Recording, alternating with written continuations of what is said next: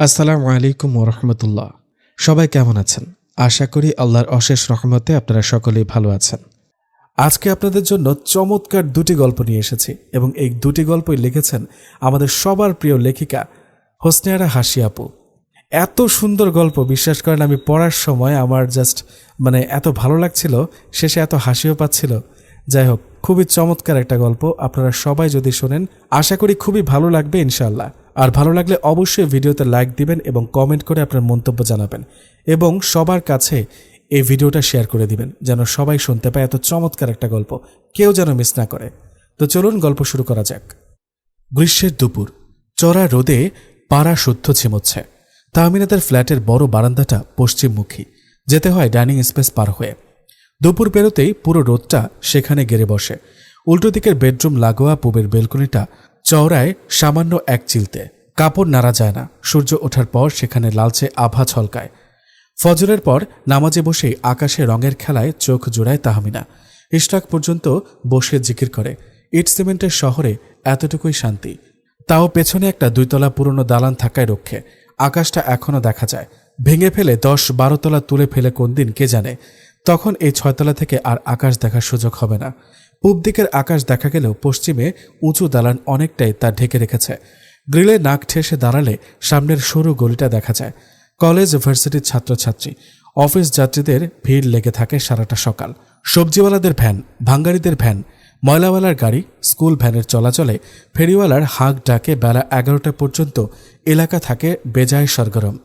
বাড়ির পুরুষেরা চলে যেতেই নাদুস নুদুস মহিলারা গলিতে নেমে পড়ে শাকসবজি কিনতে। গলা ফাটিয়ে দামাদামি করে। লজ্জায় মরে যায় তাহমিনা। গলা উঁচু করে কথা বললে মা গালের মধ্যে কষে চড় মারতেন। সেই অভ্যেস বয়ে বড় হয়েছে তারা 5 বোন। অবশ্য শওকত নিজ দায়িত্বে বাজার খাট করে, ওর মাথা ঘামাতে হয় না। শাশুড়ি আর তার ছেলের মাছ বা গোস্ত চাই প্রতিবেলায়, কিন্তু আমিষের চেয়ে নিরামিষের ভক্ত তাহমিনা। ভর্তা, ভাজি, শুটকি দিয়ে সবজি, শাক এগুলোই তার পছন্দ। শওকত চেষ্টা করে শত ব্যস্ততার মধ্যে অন্তত 2-3 দিন পর পর হলেও শাকসবজি কিনে আনতে। স্বামীর এই বুঝতার আচরণটুকু তাহমিনার খুব ভালো লাগে। ঘরের কাজকর্ম সেরে মাত্রই গোসল সেরে বেরোলো তাহমিনা। পশ্চিমের বেলকনিতে তার টানানো। গাছপালার শখ থাকলেও মুখ ফুটে আবদার করার মতো সাহস করে উঠতে পারেনি এখনো। স্বামী বড় গম্ভীর, 1 মাসের নববধূ সে। ওনার চোখে চোখ রেখে কথা বলতেই সংকোচ বোধ করে। আবদার তো দূরের ব্যাপার। মাথার ভেজা গামছাটা খুলে সে ছড়িয়ে দিয়ে সরে এলো। সূর্য পশ্চিমে হেলে গেলেও রোদের তেজ এখনো মরেনি। বারান্দার মেঝে তপ্ত হয়ে আছে, একদম দাঁড়ানো যায় না। অবশ্য তাহমিনা বারান্দায় তেমন একটা আসেও না। নিজের কাপড় চোপড় কলঘরে পানি ঝরিয়ে রান্নাঘরের পাশে চিপা করিডোরে নেড়ে দেয়। পরনের কাপড় বেলকনিতে নাড়তে পই পই করে নিষেধ করে দিয়েছেন রাবেয়া। তবে শাশুড়ির তা পছন্দ না। ওনার কাপড় কড়া রোদে কড়কড়া করে শুকাতে হবে। গ্রামের উঠোনে কাপড় শুকিয়ে অভ্যেস। শাড়ির ভাঁজে রোদের ঘ্রাণ না পেলে নাকি ওনার পরতে মন চায় না। 10টার ভেতরে ওনার গোসল হয়ে যায়। তাহমিনা ওনারগুলো সহ বাড়তি কাপড় চোপড় ধুয়ে তখনই বারান্দায় মেলে দেয়। কেবল নিজের পরনেরটা বাকি থাকে। এই ফ্ল্যাটটা একটু পুরনো ধাঁচের। তাহমিনার বর টাকা পয়সা জমিয়ে কিছু কর্জ করে বছর 5 আগে কিনেছিল এক দূর সম্পর্কের আত্মীয়ের কাছ থেকে। সেই আত্মীয় তখন সপরিবারে কানাডায় সেটেল হলো। যাবার আগে তাড়াহুড়োয় বাজার দরের চেয়ে বেশ কমেই এটা ছেড়ে দিয়েছিল। মূলত ভাড়া দেবার জন্য কেনা ফ্ল্যাটটার ফিটিংস তেমন আহামরি ছিল না। ভাড়াটেদের হাত বদল হতে হতে জৌলুস আরও নষ্ট হয়ে গিয়েছিল। তাতে বিয়ে করার আগ পর্যন্ত শওকতের সাথে আরও 2 জন থাকত শেয়ারে, অনেকটা ম্যাচের মতো। বাড়িতে মেয়ে দেখার তোড়জোড় হতেই শওকতের মা হাসনাইনা বেগম একরকম তাগিদ দিয়ে ম্যাচের লোকজন খেদিয়েছেন। টয়লেট বাথরুমের অবস্থা তখন শোচনীয়। শওকত কিছু টাকা খরচ করে টাইলস পাল্টেছে, কমোড বেসিন নতুন লাগিয়েছে। কিচেনেও যোগ করেছে নতুন ক্যাবিনেট আর সিঙ্ক। মোট কথা পুরনো ফ্ল্যাটটা মোটামুটি ভদ্রস্থ করার চেষ্টা। এই ইতিহাস হাসনাহিনা গত 1 মাসে না হলেও 100 বার শুনিয়ে ফেলেছেন তাহমিনাকে। বক্তব্যের সার কথা সে কত ভাগ্যবতী রমণী। বিয়ের পরপর এমন তৈরি বাড়িঘর কটা মেয়ে পায়, বিশেষ করে তাহমিনার মতো মেয়ে। তাহমিনার মতো মেয়ে শুনতে শুনতে কানটা পচে গেছে ওর। কেমন মেয়ে সে? গায়ে ডঙ্কি কালো? না, মোটেও না, ফর্সাই বলা যাবে তাকে। মুখে কিছু বসন্তের দাগ আছে। ইবতেদায়ী পরীক্ষার আগ দিয়ে তার চিকেন পক্স হলো। বাড়িতে তার বড় 2 বোনের হালকা পাতলা হলো, আর তার হলো মুখ ভর্তি করে। রাবেয়া খাতুন বারবার সাবধান করে দিতেন, একদম চুলকাইবে না কিন্তু। তা মায়ের সেই সতর্কবাণী তাহমিনার কানে ঢুকলে তো মা আড়ার হলেই চিরবির করা ফোসকাগুলো সে খুঁটে খুঁটে গেলে ফেলত। রাবেয়া খাতুন পরে মহা চিল্লাপাল্লা শুরু করতেন। বিবির নাখোশ মাথা ঠান্ডা করতেন মনু মিয়া। সন্ধ্যাবেলা ক্লান্ত দেহে বাড়ি ফিরে হাসি মুখে বসতেন মেয়ের পাশে। আম্মা এমন করেছেন কেনে? ফোপাতো তাহমিনা। খাইত যায় যে কি করবাম, আপনার মুখে পচা পচা দাগ পড়ে যাইবে, আয়না দেখি তখন তো নিজেই কান্দন শুরু করবেন। তাহমিনা চোখ বড় বড় করে বলতো, দাগ পড়ে যাইব কেন? গুতাগুতি করলি গাতা হইয়া যায়, দেখেন নাই আপনার মাহবুব চাচার মুখত। এবার তাহমিনা কাঁদো কাঁদো হয়ে যায়। আমার তো তাইলে অনেক পচা দেখা যাইবে আব্বাজান, আর খুটিয়েন না, ডাব পাড়াই রাখবো নে, একটু শরীরটা বালা হইক, প্রত্যেক দিন ডাবের পানি মুখত মাখিবেন, দাগ মুছে যাইবে ইনশাল্লাহ। মনু মিয়ার 5 কন্যার মাঝে তাহমিনা ছিল 3 নম্বর। টানাটানির সংসার, চাষবাসের এক মুঠো আয়ে কোনো ক্রমে দিনপাত করত। তবুও মনু মিয়া তার কন্যাদের কি মহব্বতি না করতেন। বড় 2 বোনের 16-17 হতেই বিয়ে হয়ে গেল। আটকে রইল তাহমিনা। তার খুঁত সে খাটো। 5 বোনের মধ্যে গোষ্ঠীর মধ্যে সে কেমন করে 5 ফুটের কম উচ্চতা নিয়ে জন্মালো আল্লাহই জানেন। তাকে দেখতে এসে বরপক্ষ ছোট বোনদের পছন্দ করে ফেলত। কেউ কেউ মুখের ওপর বলে বসত, এইটা আপনারা নিজের মাইয়া না পালক নিছেন? মনু মিয়া মেয়েকে বসিয়ে না রেখে কষ্টে সৃষ্টে হলেও আলিয়া মাদ্রাসায় আলিম পর্যন্ত পড়ালেন। 18 পার হবার পরও মেয়ের বিয়ে দিতে না পারার কষ্ট নিয়ে আচমকা মানুষটা দুনিয়া ছাড়লেন। আতান্তরে পড়ল তাহমিনাদের পরিবার। পৃথিবীতে বাবা কত বড় ছায়া, পিতৃহীন হলে তবেই তা বোঝা যায়। তাহমিনাদের জোড়াতালির সংসারে সে ক্রমাগত বোঝা হয়ে দাঁড়াল। সংসার যদি বা চলে কোনো ক্রমে, বাপের ভিটায় থাকা, সেলাইয়ের কাজ, গরু আছে, হাঁস মুরগি আছে। বোনগুলো কোরআন শেখাত। তাহমিনা নিজেও 2-4টা টিউশনি চালাত।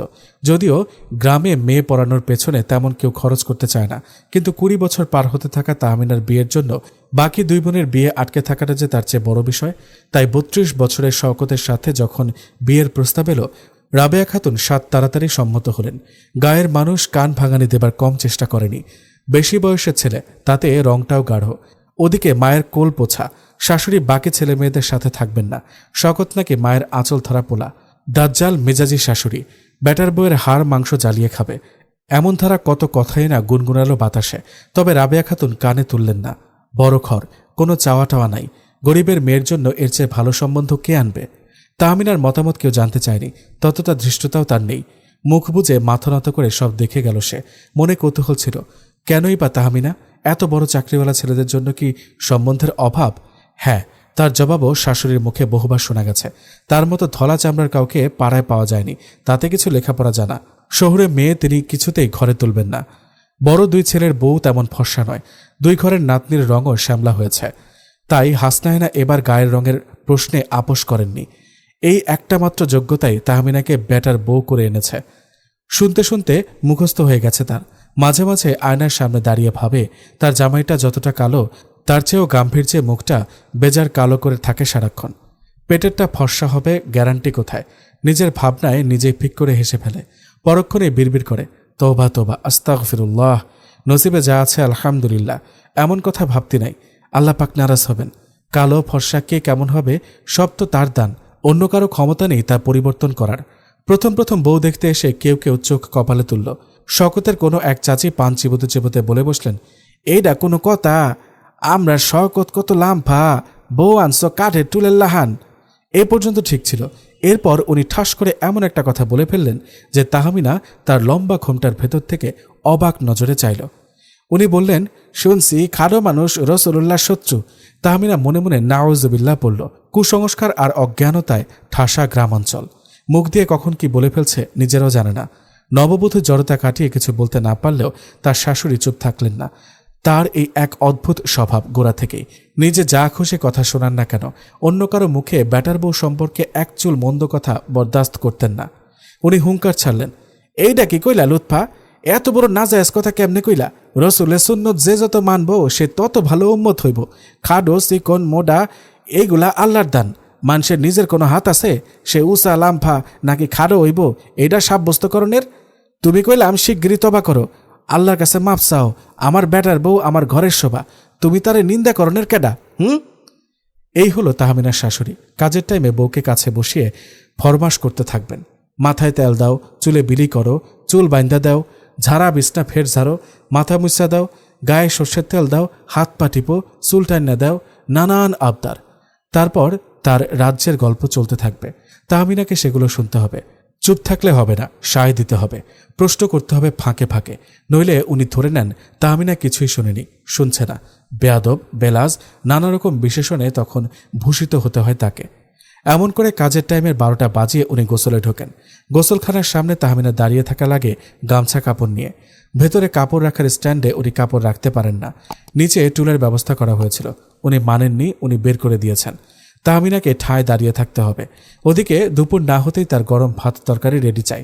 ঠিকা বুয়াও রাখতে দেবেন না, ঢাকার বুয়ারা নাকি নরখাতক, নরম সরম বইয়েরে ফাঁকি দিয়ে চুরি করবে। তাহমিনা টেরি পাবে না, কোন দিন তাদের মেরে রেখে যাবে তারও বিশ্বাস নেই। তাহমিনা এই অবুঝ মহিলার সাথে তর্ক করে সময় নষ্ট করে না। শকত সারাদিন থাকে না বাসায়, মায়ের এসব নাটক তার সামনে মঞ্চস্থ হয় না। ছুটির দিনে ছেলে মাকে সঙ্গ দেয়। তাহমিনা সেদিন হাঁপ ছেড়ে বাঁচে, নিশ্চিন্তে কাজ শেষ করতে পারে। তারা 5 বোনই কাজকর্মে চালু। এই ছোট্ট সংসার সামাল দেয়া তার কাছে কোনো ব্যাপারই হতো না। তবে কাজের স্বাধীনতাটুকু তো পেতে হবে। প্রথম প্রথম শাশুড়ির চক্করে পড়ে কাজের ভাও পেত না। জোহরের পরপর খাবার দিতে দেরি হতো, তাতেই হাসনাহিনার কি চ্যাটাং চ্যাটাং বলি। এখন সে বেশ চালাক হয়েছে, সকাল সকাল দ্রুত কিছু গুছিয়ে রাখে। উনার গোসলের ফাঁকে ফাঁকে ডাল সেদ্ধ, শাক সেদ্ধ, চচ্চড়ি, তেলেশ মাতি সেরে নেয়। উনি টেরও পান না। খেয়ে দিয়ে তিনি ভাত ঘুম দেন। কাপড় পাল্টে নামাজ পড়ে নিয়ে তারপর দ্রুত সংসারের বাকি কাজগুলো তখন সেরে ফেলে তাহমিনা। কোন কাজগুলো আগে করা দরকার এটার হিসাব কষতে শিখে নিয়েছে। হাসনাহিনা চাইলেও বাক্যাবৃত্ত করার সুযোগ খুঁজে পান না তেমন। দস্তরখানের ওপর ভাতের থালা আর পানিটা রেখে মাত্রই খেতে বসার পায়তারা করছিল তাহমিনা। ঠিক তখন কলিং বেলটা বাজল। নৈশব্দের ভেতরে কড়া আওয়াজ, অনেকটাই চমকে উঠেছে সে। তারপর ভয়ে ভয়ে শাশুড়ির ঘর পানে চাইল। এখন জেগে গেলে ওর আর খাওয়া হবে না। অবেলায় ঘুম ভেঙে ওনার বুক ধরফর করার ফিরিস্তি শুনতে হবে। দীর্ঘশ্বাস চেপে সে ছুটল সদর দরজার দিকে। পিপ হলে দেখা যাচ্ছে দারোয়ানের 8 বছরের পিচ্চি ছেলেটাকে। ওর নাম বাদশাহ। সিঁড়ি ঝাড়ু দেয়, ফুট ফরমাস খাটে। সকালের দিকে স্কুলেও যায়। পরিচয় নিশ্চিত হতেই 7 তাড়াতাড়ি দরজাটা মেলে ধরল তাহমিনা। এই বয়সের বাচ্চারা ছটফটে হয়, বলা যায় না দ্বিতীয়বার বেল দিয়ে ফেলতে কতক্ষণ। এই ঝুঁকি নেওয়া ঠিক হবে না। নিচু গলায় বলল, কি ব্যাপার বাদশাহ? ছেলেটা চট করে একটা সাদা খাম বাড়িয়ে ধরে। প্রশ্নবোধক চোখে চেয়ে রইল তাহমিনা। হাত গুটিয়ে রয়েছে তখনও। কি এটা? আন্নের সিডি, চিঠি? তোমার ভুল হয়েছে, এটা অন্য বাসার। যে না, আপনার ওই। খামের ওপরে কোনো ঠিকানা বা নাম কিছুই লেখা নেই। উল্টে পাল্টে দেখে ফেরত দিতে চাইল তাহমিনা। কে দিয়েছে? ডাকে তো আসে নাই, নাম ঠিকানা নেই। আমার যে কেমনে বুঝলা? এখানে আমার চেনা কেউ নাই। ওনার হইতে পারে বড় জোর। যে না, আপনার ওই। তাহমিনা বিরক্ত হলো এবার। কেমনে বুঝলা? বেডা নিচ থেকে চিনাই দিছে। সাদা শাড়ি মেলা বারিন্দায় দেখাইয়া কইছে ওই বাসার ছোট মোটা আপামনির হাতে দিয়ে আসবা। কিন্তু আরে এটা আপনার ওই, আমি জায়গা। বাদশা মিয়া হৃষ্টচিত্তে ছুট লাগায়। সে বকশিস পেয়েছে, চিপস কিনে খাবে, তর সইছে না। তাহমিনা পিছু ডেকেও ফেরাতে পারল না। এ বাসার কলাপসিবল গেটের কাছে চেন দিয়ে বাঁধা চেয়ারে বসে পাহারা দেয় বাদশার বাপ। ফেরিওয়ালা বা হকার ভিক্ষুক ঢোকার পারমিশন নাই। কিছু কিনতে হলে নিজেদের গিয়ে আনতে হবে, না হলে বাদশাকে দিয়ে আনাতে হয়। আর কুরিয়ার বা ডেলিভারি এলেও সেটাও বাদশা বাড়ি বয়ে এনে দিয়ে যায়। তাহমিনা কিছুক্ষণ তবদা মেরে দাঁড়িয়ে রইল। তার কাছে চিঠি লিখবে কে? মা বোনদের সাথে তো ফোনেই কথা হয়। এটা নির্ঘাত অন্য কারো জিনিস, কিন্তু সেটা বুঝতেও তো খুলে দেখতে হবে। অগত্যা সে দরজা বন্ধ করে ভেতরে এলো। কাঁপা কাঁপা হাতে খামের ভেতর থেকে কাগজটা বের করলো। হ্যাঁ, একটা চিঠি বটে, আর সাথে একটা কি ঝপ করে পড়ল। মেঝে থেকে কুড়িয়ে নিয়ে হতবাক তাহমিনা। এটা একটা টার্সেল, খুবই পরিচিত লাগছে। কি ভেবে প্লাস্টিকের ওয়্যারড্রপ খুলে তার নীল রঙের ওড়নাটা মেলে ধরল। আঁচল পরীক্ষা করে দেখা গেল আসলে একটা টার্সেল মিসিং। কখন খুলে পড়েছে কে জানে, কিন্তু খামের মধ্যে এটা দেবার মানে কি? কৌতূহলে ভেতরের কাগজটায় এবার নজর বোলালো তাহমিনা। নিরুপমা, তোমার ছোট্ট অবয়বে কি দারুণ মানায় নীল বসন।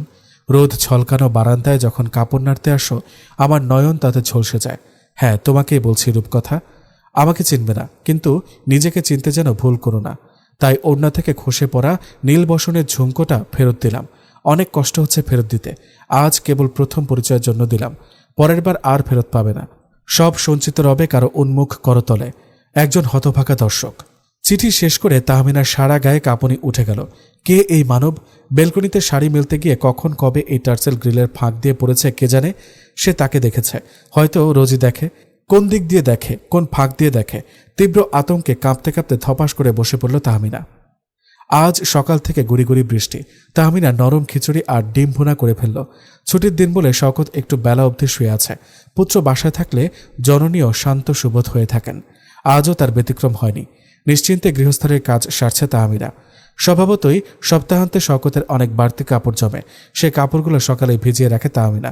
এবেলা সেগুলো ধুয়ে ফেলল। বালতি ভরা কাপড় বেলকনি ছাড়া মেলার জায়গা কোথায়? হালকা বৃষ্টি, কাপড় অবধি পৌঁছবে না, তবে বারান্দাটা ঠিকই ভেজে আছে। তাহমিনা প্লাস্টিকের বালতিটা বারান্দার দরজার কাছে নামিয়ে রাখল। বুকের ভেতরে ধকধক করছে, কাপড় মেলতে যাবার সাহস পাচ্ছে না। শওকত ঘরেই তো, যদি নিজে এসে কাজটা করে দিত কতটা ভালো হতো। তা তো সম্ভব না। উনি পারতে তাহমিনার সাথে বাতচিত করেন না। তাহমিনা নিজে থেকেও কিছু বলার চেষ্টা করে না। কাজে সাহায্য চাওয়া তো দূরের ব্যাপার, দুজন একসাথে নিচে থাকা রুমমেটের মতো বড়জোর। শাশুড়ির চিল কণ্ঠ শোনা যায় পেছন থেকে। ওই হানে খাড়াইয়া কি বাতাস খাইতেছ? কখন থেকে খাড়া রইছ? আশ্চর্য, নাস্তা পানি দিবা না নাকি? তাহমিনা হকচকালো। মা ছেলে জেগে গেছে। বালতি ফেলে রেখে ছুটল রান্নাঘরে। গরম খিচুড়ি থেকে ঘিয়ের মিষ্টি ঘ্রাণ আসছে। মুখে দিতে তৃপ্তির রেখা ফুটে দুজনের মুখে। এত সন্তুষ্টির মাঝেও অসন্তুষ্ট ফোড়ন কাটতে ভোলেন না হাসনাহেনা। 2টা ইলিশ মাছ ভাইজা দিলা না কেন? সব কইয়া দেওয়ান লাগে? তুমি খাইবা না দেখে কি আর সবেও খাইব না? তাহমিনা চুপ করে রইল। এগুলো শুনে সে অভ্যস্ত হয়ে গেছে এই কদিনে। বরং অপেক্ষা ছিল আক্রমণটা কোন দিক থেকে আসে সেটার জন্য। এই যে মা বেটা খাচ্ছে, কেউ একবার জানতেও চাইল না সে খেয়েছে কিনা। আজ অব্দি ওনাদের সাথে একসাথে খেতে বসার আমন্ত্রণ পায়নি। দুজন উঠে গেলে এক কোনায় বসে নিজে নিজে তাল পোছা খেতে হবে। মা বোনেরা একসাথে খেতে বসার অভ্যেস। প্রথম প্রথম খুব খারাপ লাগতো, এখন মোটামুটি মেনে নিয়েছে ভাগ্য। সকালের নাস্তা হতে না হতেই দুপুরের রান্না বসেছে চুলায়। এক ফাঁকে ছুটে গিয়ে শওকতের পাজামা পাঞ্জাবি ইস্ত্রি করে রেখে এলো। জুমার দিন গোসলের পর হাতের কাছে সব ঠিকঠাক না পেলে মহা ঝামেলা বাঁধবে। গম্ভীর শওকত মুখে কিছু বলবে না, নিজেই করে নিতে যাবে। তবে শাশুড়ি তার হয়ে বিষম চেঁচামেচি বাঁধিয়ে দেবেন। কোনো আক্কেল জ্ঞান নাই মাইয়ার। সারাদিন কামডা করে কি? হ্যাঁ, স্বামীর পিরানের কাপড়টা গুছাইয়া রাখতে জানে না, সব ইচ্ছা করে। বুঝি বুঝি। তাহমিনা অশান্তি পছন্দ করে না। নিজের মাকে কোনোদিন দেখেনি বাবার অযত্ন করতে। শাশুড়ি বেঁচে থাকতে তার অযত্ন করতে। কড়া কথা যা একটু আধটু নিজের কন্যাদেরই শোনাতেন।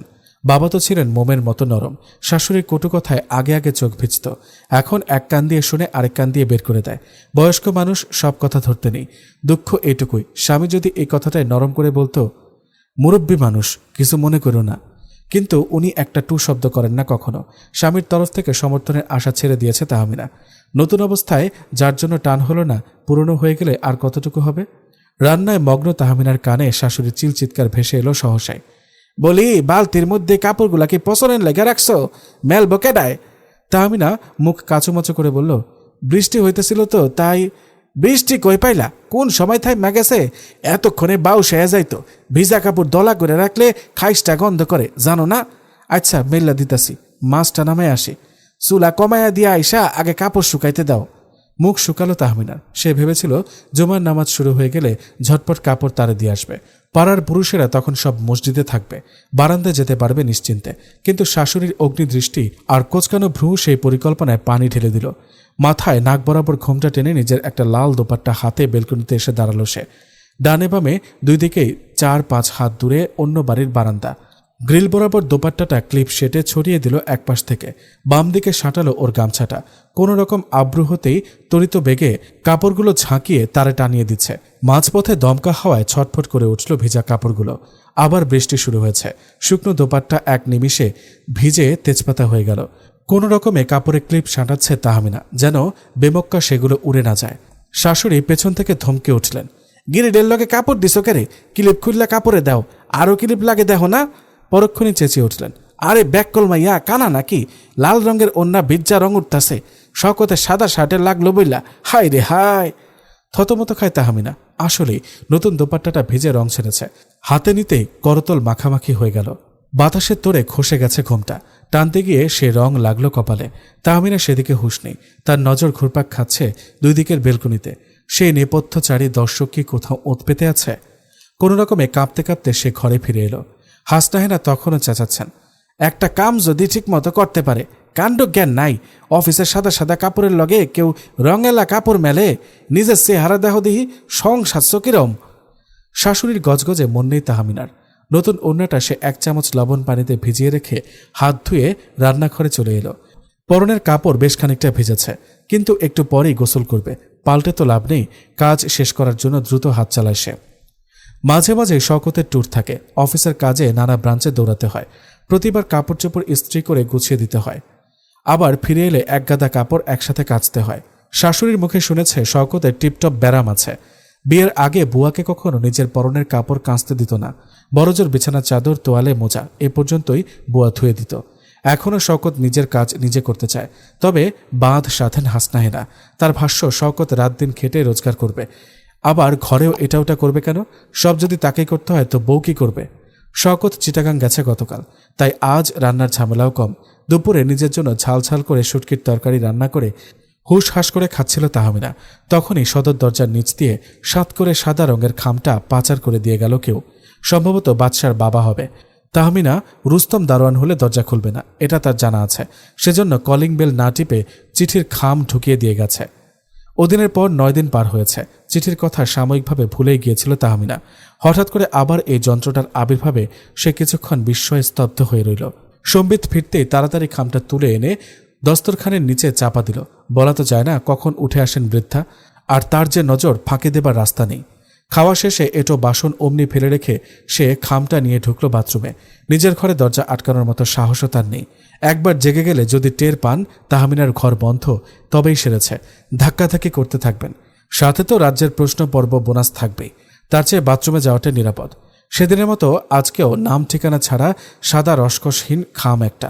ভয়ে ভয়ে ভেতরে কাগজটা বের করল সে। আজকে শুধু সাদা পৃষ্ঠার একদিকে কয়েক লাইনের চিঠিটাই আছে ওতে, আর কোনো বাড়তি কিছু বেরোয়নি।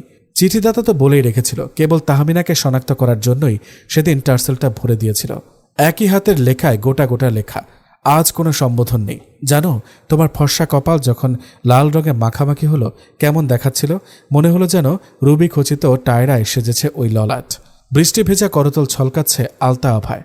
লালে নীলে ঈর্ষার ডামাডোলে এই বেচারির প্রাণটাই যে আইঠাই। সেই উন্মুখ দর্শক 20 বয়সের তরুণীর মনে এ প্রশংসা সখানুভূতির জন্ম দিতে পারল না। এই বয়স অবধি এমন অভূতপূর্ব পরিস্থিতিতে কখনোই পড়েনি। সত্যি বলতে কি, তার কোনো বোনকেও পড়তে হয়নি। দিশেহারা তাহমিনা আজ ঝরঝর করে কেঁদেই ফেলল। পাশের ফ্ল্যাটের ভাবির নাম সেজতি। একটা 5 বছরের বাচ্চা আছে। মা মেয়ে দুজনেই একেবারে বরফের মতো ফর্সা, যাকে বলে ফ্যাকাশে সাদা। ওনাদের পাশে দাঁড়ালে তাহমিনার নিজেকে কালো মনে হয়। ভদ্রমহিলা প্রচুর কথা বলেন, যাকে বলে গপ্পিস। নিজের অসাধারণ গাত্রবরণ নিয়ে তিনি ভালোই সচেতন, আর তা গর্ব ভরে প্রকাশ করতেও ছাড়েন না। মেয়েকে কাছের কিন্ডারগার্টেনে প্লে গ্রুপে ভর্তি করিয়ে দিয়েছেন। ঠিকে বুয়া রান্নাবান্নার সহ ঘরের সব কাজ করে। সকালের দিকে অফুরন্ত অবসর কাটাতে তাই উনি পাড়া পড়শির বাসায় ঢু মারেন। নিজে কাজ করেন না, অন্যের কাজের 12টা বাজিয়ে যান। এ নিয়ে ফ্ল্যাটের অন্য ভাবিমহল বেশ ক্ষুব্ধ। 2-4 জনের সাথে ঝগড়ার পর্যায়ে গেছে। ঘুরে ফিরে তাহমিনাদের ফ্ল্যাটেও উনি আসেন। তাহমিনা কারো সাথে পাঁচে নাই। 10 কথায় একটা জবাব দিতে জানে না। সেজুতির ভাষায় খ্যাত। তার সাথে গপ্প জমাতে সুবিধা করতে না পেরে উনি হাসনাহেনার ঘরে গিয়ে বসেন। আন্টি, পান খাইতে আসলাম। হাসনাহেনা বেশ উৎসাহের সাথে উঠে বসেন। ব্যাটার বউটা বড্ড বেরসিক। কথা বলার লোক না পেয়ে তার নিজের জিহ্বাটাও নড়ে চড়ে কম। সেজুতির সাথে শেয়ানে কম্পিটিশন শুরু হয়। সেই আলাপের অর্ধেকটার সময় সেজুতি নিজের গুণগান সেরে নেয়। বুঝলেন আন্টি, আমার ভাসুরের মাইয়ার নাম রাখছে বিউটি। তা তার গায়ের রংটা যদি দেখতেন, হুদা পাতিলের তলার মতো কালি। আমি তো হাইসাই মরি। যাই রে কইলাম, আপনার মাইয়া বিউটি হইলে আমার মাইয়া তো কালিন্দি। হাসনাহেনা গম্ভীর হলেন। কথাটা তার মোটেও পছন্দ হয়নি। দেখো মাইয়া, এমনে কইতে নাই। অহংকার হইল আল্লাহ পাকের সিফত। এইটা তিনি অন্য কারো ভিতরে সহ্য করেন না। অহংকারের পতন হয়, গায়ের বরণে কারো হাত নাই। থম মেরে যায় সেজুতি। মুখের ওপর উচিত কথা শুনিয়ে দিতে ওস্তাদ হাসনাহেনা। এটা সে আশা করেনি। নাস্তার ট্রে নামিয়ে রেখে চলে যাবার সময় তাহমিনা মনে মনে হাসে। আহারে, অন্যকে যত সহজে নসিহা দিচ্ছেন, নিজের বেলায় তার প্রয়োগ কই? নাতনিদের গায়ের রং নিয়ে তার তো ঘোর মাথা ব্যথা। সেজুতি কথার ঘা সহ্য করার মানুষ না। পাল্টা আঘাত করে বসে মুখটা কালো করে, পোলার জন্য আর মাইয়া খুঁজা পাইছিলেন না? এমন বাটকু মাইয়া আনছেন তো ওই ধলা চামড়া দেখাই। যদিও ধলা খুব একটা কন যায় না। আমার পাশে খাড়াইলে লোকে শ্যামলাই কইব। হাসনাহেনা চেতে যান। ব্যাটার বউয়ের নামে অন্য কেউ কিছু বললে তার আঁতে ঘা লাগে। কটমট করে তাকালেন সেজুতির দিকে। বললেন, তাতে তোমার কি সমস্যা? আমার সমস্যা নাই। পোলা মানুষের মন বুঝেন তো। অফিসে চাকরি করে কত সুন্দর সুন্দর মাইয়ার লাগে উঠবস করে। ঘরের বউ আনা লাগে সুন্দর দেখা। হাসনাহেনা ঠাস করে বলে বসেন, তুমি যাও অহন, আমি একটু শুই, কোমরে ধরছে। হাসনাহেনা চাঁচা ছোলা বাক্যে অপমানিত হয়ে বিদায় নেয় সেজুতি। সেদিনের পর বেশ কিছুদিন এ মুখ হয়নি মহিলা। আজ 10টার দিকে কলিং বেলের শব্দে গেট খুলতে উনি হন্তদন্ত হয়ে ঘরে ঢুকলেন। একেবারে শাশুড়ি রুমে গিয়ে হাঁপুস হুপুস কান্না। হাসনাহেনা ভ্যাবাচাকা খেয়ে গেছেন। আরে হইছে কি, কান্দো কেন? কি মুসিবত? বিষয়টা তাকে কইবা। কিছুক্ষণ কেঁদে কুটে চোখ ফোলালেন মহিলা। তাহমিনা এক গ্লাস ঠান্ডা পানি এনে দিল। উনি সেটা ঠেলে সরিয়ে দিলেন।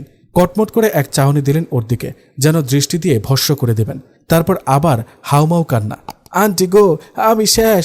কোন বেত্তমিজ মাইয়া আমার জামাইরে জাদুটনা করছে, তার নাকি আমার আর ভাল লাগে না। কি কওয়া বলতা বল। হ গো আন্টি, বলছিলাম সেটা কোন মাইয়া আমার চেয়েও সুন্দর। দেখাওয়াইন না, কয় চামড়া ধলা হইলেই নাকি সুন্দর না, আমার নাকি জবানে বিষ, মন উঠে গেছে। হু হু করে কাঁদল সেজুতি। তারপর হঠাৎ করে মুখ শক্ত করে চোখ মুছে শান্ত হয়ে বসে থমথমে মুখে বলে, আজকাল বাসায় আইসাই বারান্দায় আইসা বৈশা থাকে, সিগারেট ফুকে। আমি পিছ দিয়ে আসতে চাইলে খেদায় দেয়। বারান্দায় বৈশা সে কার লগে ফষ্টি নষ্টি করে, খালি হাতে নাতে দৈরা লই। কথার ফাঁকে ফাঁকে সেজুতির বক্র কটাক্ষ ছুঁয়ে যায় তাহমিনার দিকে। এমন আচরণের কি অর্থ কে জানে। তাহমিনার শরীর ঠান্ডা হয়ে এলো। রাতের বেলা সে কখনোই বারান্দায় যায় না। পাশের বেলকনিতে কে বসে সিগারেট ফুঁকছে সে কখনো দেখতেও যায়নি। হাসনাহেনা বিরক্ত হয়ে বললেন, তোমার এনে কইছিলাম দলা চামড়া নিয়া ডাট মাইরো না, এখন যে দলা চামড়া দিয়াও ধরে রাখতে পারতাছ না। এটা কি আমার দোষ? কি নাকি দোয়া পইরা ফু দিছে কে জানে, তাবিজ কবজ করছে কিনা। ফালতু কথা কইও না, রাত দিন জামাইয়ের সাথে উল্টাপাল্টা ঘ্যান ঘ্যান করো। সে এইবার ত্যক্ত বিরক্ত হইয়া এগুলা করতেছে। জিভ বাটারে সামলাও, নরম ব্যবহার করো, জামাইরে সুখ দেও মনে। তোমরার কাজ যাই তো আমার এশার নামাজ আউলাইয়া যায় মাঝে মধ্যে। একটু লজ্জা পেল সেজুতি। পরক্ষণে চোয়াল শক্ত করে বলল, আপনিও একটু নিজের ঘর সামলেন। হাসনাহেনা থমকে যান। তোমার এই কথার মানে কি বুঝালন? ভাঙ্গা কন লাগবো নাকি? কিছুই কন লাগবো না। বেদ্যব মাইয়া, নিজের ঘর সামলাতে জানো না, পরের দুষতে আইসো। তেলে বেগুনে জ্বলে ওঠেন তিনি। যাও অক্ষণি, পাড়া বেড়ানি বন্ধ করে সংসারে মন দাও। সেজুতি রাগে গজগজ করতে করতে প্রস্থান করল। কিন্তু হাসনাহেনার রাগ পড়ল না। আপন মনে নিজে নিজে বকবক করতে থাকলেন। নিজের ঘরে এসে ঘামতে থাকে তাহমিনা। সাদা খামের চিঠি আসা বন্ধ হয়নি। এক এক দিন তার এক এক রকম রূপ বর্ণনা থাকে সেখানে। সেদিন যেমন লেখা ছিল, অপরূপা, কেবল গাঢ় রঙেই তোমাকে মানায়, মোটেও তা নয়। হালকা ল্যাভেন্ডারের আভায় সেদিন এমনিতে ঝলমল করছিল মুখখানি। রোদ যেন পিছলে যাচ্ছিল প্রতিযোগিতায় হেরে গিয়ে।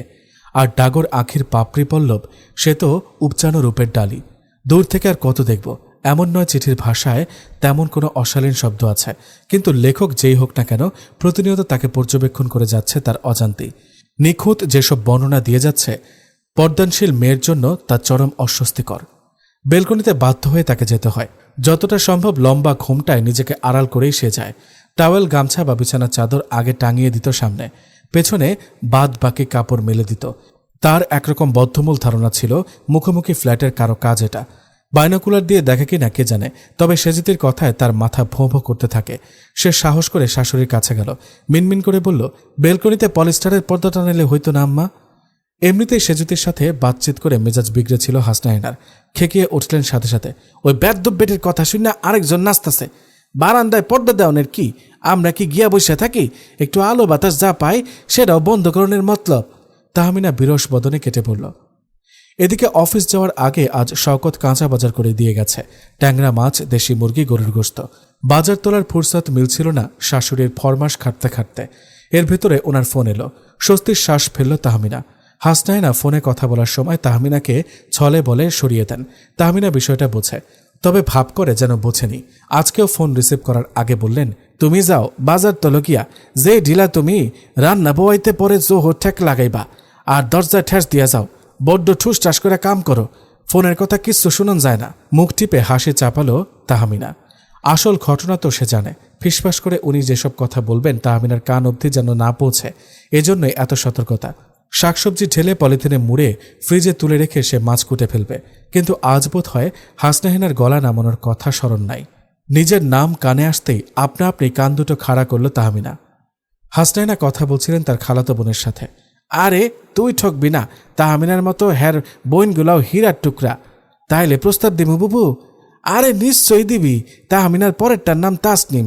উষা লাম্ফায় তোর পোলার লগে মানাইব। মনোয়ারের মত আছে তো, মাইয়া কিন্তু পর্দানশীল। সে এরমই চায়। আর দেরি করিস না, ওই দুইটা টপাটপ শাদি হয়ে যাইব। রূপে গুণে কমতে নাই, আদব কায়দায় খুদ ধরবার পারবি না। একটু গলা তুললা কথা কইতে শুনি নাই, স্বভাব চরিত্র মাশাল্লাহ। 5টা বইনি এক সাসে মানুষ। কালকে যা প্রস্তাব নিয়া, তাহমিনার কানে প্রতিটি বাক্য এসে পৌঁছাচ্ছে। শাশুড়ি তার আর তার বোনদের সম্পর্কে এত উচ্চ ধারণা রাখেন কোনোদিন টের পায়নি। আনন্দে চোখের কোণায় জল জমল তাহমিনার। আর তারপরে মনে হলো সাদা খামগুলোর কথা। কোনোভাবে ধরা পড়লে তারপর উনি তাহমিনার সম্পর্কে কি ভাববেন। বিষণ্ণ মনে বটি পেতে মাছ কাটতে বসল তাহমিনা। এক মনে দোয়া ইউনুস পড়ছে, এ বিপদ থেকে রক্ষা করতে পারেন কেবল দয়াময় আল্লাহ পাক। ঝিম দুপুরগুলো এখন তাহমিনার কাছে আতঙ্ক। সকাল থেকে খাটুনি খেটে ক্লান্ত শরীরে একটু নির্ভাবনায় কায়লুলা করার উপায় নেই। দরজাগুলোয় কখন সাদা খাম এসে হাজির হবে ভরসা কই। আর হাসনাহেনের তীক্ষ্ণ নজরে একবার ধরা খেলে কত জেরার মুখে পড়তে হবে ভাবতেও ভয় লাগে। প্রায় দিনই খাবার ঘরের মেঝেতে পাটি পেতে ভূমিসজ্জার আশ্রয় নিতে হচ্ছে। আধো ঘুমে ঝিমানোর ফাঁকে ফাঁকে সতর্ক পাহারা দেওয়ার চেষ্টা। স্বামীর সাথে তার কার্যত কোনো কথাবার্তাই হয় না। দাম্পত্য যাত্রার 1 মাসের আলাপের বিষয়বস্তু বাজার কি লাগবে, কোন দিন ট্যুর আছে, কবে ফিরবে, এমন মামুলি গোছের 2-4টা কথাবার্তা। এর চেয়ে বেশি কথা এগোয়নি। ঘনিষ্ঠতা তো দূরের কথা, গম্ভীর মানুষটাকে শাশুড়ির চেয়েও বেশি ভয় পায় তাহমিনা। স্বামীসুলভ ঘনিষ্ঠতা না থাকুক, সামান্য বন্ধুত্ব গড়ে উঠলেও সে সাহস করে কথাটা বলতে পারত। শাশুড়িকে বলা সম্ভব না। অভিজ্ঞতায় জানে নারীরা পুরুষদের চেয়ে বেশি কুটিল। কোনো কিছু খতিয়ে দেখার আগে আঙুল উঠবে তাহমিনার চরিত্রে। শুয়ে শুয়ে ভাবছিল কে সেই রহস্যময় পত্র লেখক কে জানে। তবে লোকটা যেই হোক না কেন সুবিধার লোক না। যেভাবে তার সাজ পোশাকের বর্ণনা থাকে চিঠিতে, নারী হয়ে সে নিজেই সেরকম বর্ণনা দিতে পারবে না। তারা গ্রামের মেয়ে, কালো, নীল, বেগুনি, সবুজ এরকম গাঢ় কয়েকটা রঙের কাপড় পরে অভ্যস্ত। এত রকমের রঙের নাম সে জানতও না শহরে আসার আগে। এখানে আসার পর ছোট ননদ সাথে করে জামা কাপড় কিনতে নিয়ে গেছে। তখন তাকে দোকানদারের সাথে দরদাম করতে দেখে তো অবাক হয়। কচি কলাপাতাটা নামান তো, ওইটা দেখি, ওই যে মিষ্টি কালারের বামে পার্পলটা, বাঙ্গি কালার হবে, এরকম পিঙ্ক না, শেডেড পিঙ্ক দেখান। তাহমিনা কেবল হা করে দেখত। রঙের এত রকম ফের হয় কে জানত। সে মেয়ে হয়ে চেনে না, একজন পুরুষ কিভাবে চেনে। অনেকক্ষণ ধরে পায়চারি করছে তাহমিনা। অন্যদিন বিছানার একপাশে চুপটি করে শুয়ে পড়ে, আজকে অন্য মতলব। নিজের একান্ত পুরুষ মানুষের কাছে কিছু প্রশ্ন রাখার মতলব। পুরুষ জাতির প্রতিনিধি হিসেবে আপাতত ইনি আছেন হাতের নাগালে। তাকেই বাজিয়ে দেখা যাক কতটুকু জ্ঞান রাখে মহিলাদের সম্পর্কে। তবে মনের ভেতরের ইচ্ছাটা বাস্তবে পরিণত করা ততটা সহজ না। জিহ্বাটা 10 মণি বোঝার মতো ভারী হয়ে আছে। কোনো শব্দ তৈরি করতে সে নারাজ। শকত ল্যাপটপ কোলে কতগুলো জরুরি ইমেল করছিল। আপাতত অন্য মনস্কতার আড়ালে তরুণী ভার্যার ছটফটানোর নজর এড়ায়নি। কিছুক্ষণ সে ভান করে রইল কাজে ডুবে থাকার, কিন্তু একসময় আর পারা গেল না। সহসা ল্যাপটপ থেকে নজর তুলে তাকালো মেয়েটার দিকে। সরাসরি চোখাচোখি হতেই খবর হয়ে গেছে তাহমিনার। পায়চারি থামিয়ে নতমস্তকে আঙুলে পেঁচাচ্ছে দোপাট্টা। এখন কি হবে? উনি সম্ভবত বিরক্ত হচ্ছেন। চুপচাপ শুয়ে পড়লেই হতো। নিজের করণীয় নিয়ে মহা দোটানায় পড়ে গেল সে। মেয়েটাকে ইতস্তত করতে দেখল শওকত চুপচাপ। মায়া হলো। গম্ভীর গলাটাকে যথাসম্ভব নরম করে বলল, তুমি কিছু বলতে চাও বোধ হয়। হকচকিয়ে গিয়ে দ্রুত বেগে সম্মতি জানিয়ে তৎক্ষণাৎ না বাচক মাথা নাড়ল তাহমিনা। ভ্রু কুচকে গেছে শওকতের। মুখের ভাব যেমনই হোক মনে মনে এনজয় করছে বউয়ের হাবভাব। একবার হ্যাঁ, একবার না, আসলে কোনটা ঠিক? তাহমিনা ঘাবড়ে গেছে, জবাব দিল না। শওকত একই রকম শান্ত স্বরে তাকে আশ্বস্ত করল, ভয় পাচ্ছ তাই না? ভয়ের কি আছে, নির্দ্বিধায় বলতে পারো। তাহমিনা যেন একটু সাহস পেল, তবে সংকোচ কাটানো মুশকিল। তবুও খুব ক্ষীণ স্বরে বলল, আপনি যদি রাগ করেন। শওকতের চোখে বিস্ময়। যতদূর জানি আমি খুব ঠান্ডা মাথার মানুষ। তোমার সাথে কখনো রাগারাগি করেছি মনে পড়ছে না, ঠিক না? সায় দিল তাহমিনা। তারপর কি একটা ভেবে হড়বড় করে বলেই ফেলল, আপনি কি রং চেনেন? শওকতের চোখে বিস্ময় গাঢ় হলো। এমন একটা প্রশ্ন সে আশাই করেনি। কয়েক সেকেন্ড লাগলো বিষয়টা গিলে নিতে। তারপর একই রকম শান্ত সুরে বলল, আমার জানা মতে আমি কালার ব্লাইন্ড না, মোটামুটি রং চিনি। কৌতূহল হলেও ফিরতি প্রশ্নটা না করে অপেক্ষায় রইল তাহমিনার পরবর্তী প্রশ্নের জন্য। আপনি ল্যাভেন্ডার কালার চেনেন? কপালে ভাঁজ পড়ল শওকতের। আলাপ কোন দিকে যাচ্ছে বোঝা গেল না। সে একই রকম নির্লিপ্ততায় জবাব দিল, না বোধ হয়। ল্যাভেন্ডার নামের ফুল আছে হয়তো, but colour no idea. Paste colour purple? Purple জানি, কেমিস্ট্রি ল্যাবে কেমিক্যাল অ্যানালাইসিসের সময় চিনেছি, বাট পেস্ট কালারটা কি? পেস্ট দিয়ে তো দাঁত মাজে। নিরীহ জবাবের ভেতরে কোনো বিদ্রুপ আছে বলে মনে হলো না। তাহমিনা আর কিছু বলার মতো খুঁজে পেল না। এসব কালারের ড্রেস পরে প্রতিদিন ওনার নাকের ডগায় ঘুরপাক খাচ্ছে ও। উনি চেনেন না, সেভাবে খেয়ালও করেননি হয়তো কোনোদিন। আর ওদিকে কোথাকার কে খুঁটিয়ে খুঁটিয়ে সব দেখে যাচ্ছে। কি অস্বস্তিকর। শওকত আরও কিছুক্ষণ তাকিয়ে রইল চুপচাপ। তারপর বলল, আরও কিছু বলবে? তাহমিনা মাথা নাড়ল, জি না। শওকত কথা না বাড়িয়ে আবার কাজে ডুব দিল। একটা মানুষ কতটা রোবটিক হলে সামান্যতম কৌতূহল অনুভব করে না ভেবে অবাক হলো তাহমিনা। একবার জানতেও চাইল না এই প্রশ্নগুলো করার হেতু কি। রসকসহীন নারকেলের ছোবরা একটা, মনে মনে গজগজ করতে করতে বিছানায় গিয়ে শুয়ে পড়ল তাহমিনা। পিছু ফিরলে দেখতে পেত রসকসহীন ছোবরার ঠোঁটের কোণে সূক্ষ্ম হাসি রেখা খেলা করছে। কেটে গেছে বেশ কয়েকদিন, সাদা খামের দৌরাত্ম্য কমেনি। তাহমিনা বাধ্য হয়ে খিমার চাপিয়ে কাপড় মেলে আসে। তবে শেষ দিনের চিঠি পেয়ে তার আত্মা উড়ে গেছে। এই যে খিমারওয়ালি, যদি ভেবে থাকো এভাবে বেঁচে যাবে তবে ভুল। অন্তরাল থেকে উদয় হব একেবারে চোখের সামনে, তোমার বাড়িতে হানা দেব বঞ্চিত করার অপরাধে। বুভুক্ষ দর্শক। এরকম লেখা পড়ে তাহমিনার মাথা পুরো আউলিয়ে গেছে। কি ভয়ঙ্কর! শাশুড়ি ঘুমিয়ে থাকা অবস্থায় সত্যি সত্যি যদি এসে হানা দেয়। কাজেই তাহমিনা আবারও বিনীত আবদার নিয়ে শাশুড়ির শরণাপন্ন হল। আম্মা, একটা কথা বলি। কও কও, কি কইবা? বাইর যেতে চাও? জি না। কি তাইলে? মানে বলছিলাম কি, একটা ছোট মেয়ে যদি রেখা দিতেন। হাসনাহেনা ভ্রু কুচকে তাকালেন। কেন, সংসারের কাম কি বেশি হইছে নি? আমি বোঝা হইছি গারে? খেদমত কইরা হাঁপাই গেছ? ঠিকা লোক না রেখা একেবারে রাত দিনের লোক চাই? ছি ছি আম্মা, তা বলি নাই, মানে একলা একলা লাগে, কথা কহনের লোক হইতো। হ্যার কথা শোনো, কত জানি আলাপি মানুষ, হাজার খান কথা কইলে জবাব দেয় না। তোমার 8 বাজে শখ, আমার লগে দাও, ডাইকা তো পাই না। তা না আম্মা, আসলে ছোট বোনদের নিয়ে থাকতাম তো বাড়িতে। সেইটা তোমার বাড়ি, এইখানে অন্য মাইয়া রাইতে দিনে থাকবো? আকিল ডাকি তোমার? দম নাগাদ বেটা ছেলে বাড়িতে, এইসব হইব না। নিরাশ তাহমিনা নিঃশব্দে ফিরে এলো। একটা কাজের মেয়ে থাকলে অন্তত কাপড়গুলো মিলতে বেলকনিতে যেতে হতো না। বেলকনির সাথে লুকোচুরির অব্যাহত রইল তাহমিনার। তবে লেটেস্ট সাদা খামটা হাতে আসার পর তার লুকোচুরি করার সাহস তিরোহিত হল। এ চিঠিতে মুগ্ধতার পরিবর্তে হুমকি। অনন্যা, অনেক সহ্য করলাম তোমার পালিয়ে বেড়ানো, তুমি চাইলেও আমাকে এড়াতে পারবে না। জাস্ট 2 দিন টাইম দিলাম, এর মধ্যে এসব লুকোচুরি বন্ধ করবে, নচেত আমি বন্ধ করার ব্যবস্থা নিব। মনে রেখো, 48 ঘন্টা পর আমরা মুখোমুখি হতে যাচ্ছি। অধৈর্য একজন। তাহমিনার হাত থেকে পড়ে গেল চিঠিটা, গলা শুকিয়ে কাঠ হলো। এখন উপায়? শাশুড়ির কাছে যতগুলো প্রস্তাব নিয়ে গেছে কোনোটাই পাশ হয়নি। এবার কি ওনার পরিবর্তে ওনার পুত্রকে ট্রাই করে দেখবে? সেদিনকার আলাপের পর ওনাকে অতটাও খারাপ মনে হয়নি। সময় কম, কাজেই যা বলার আজ রাতেই বলা উচিত। সেদিন রাতে যথারীতি কম্পমান হাত পা নিয়ে অস্থির তাহমিনা ছটফট করছে। একবার বিছানায় বসে তো একবার উঠে দাঁড়ায়। তার হাবভাব দেখে সেদিনের মতোই ল্যাপটপ সরিয়ে রেখে শান্ত গলায় প্রশ্ন করল শওকত, কি হয়েছে, বলবে কিছু?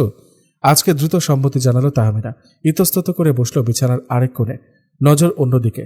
যা বলবে চোখে চোখ রেখে বলা সম্ভব না। তার ক্ষীণ গলা শোনা গেল, অবশেষে ভয় লাগছে। যদি রেগে যান?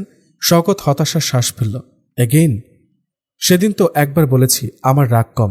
জি বলেছিলেন, তবে আজকের কথাটা রাগ করার মতো। রিয়েলি? শওকতের চোখে কৌতুক। তো একটু রাগাও দেখি পারো কিনা। এই ফ্ল্যাটটা ছেড়ে অন্য কোথাও বাসা নেই, চলুন না। ঠাস করে বলেই ভয়ে চোখ বন্ধ করে ফেলল তাহমিনা।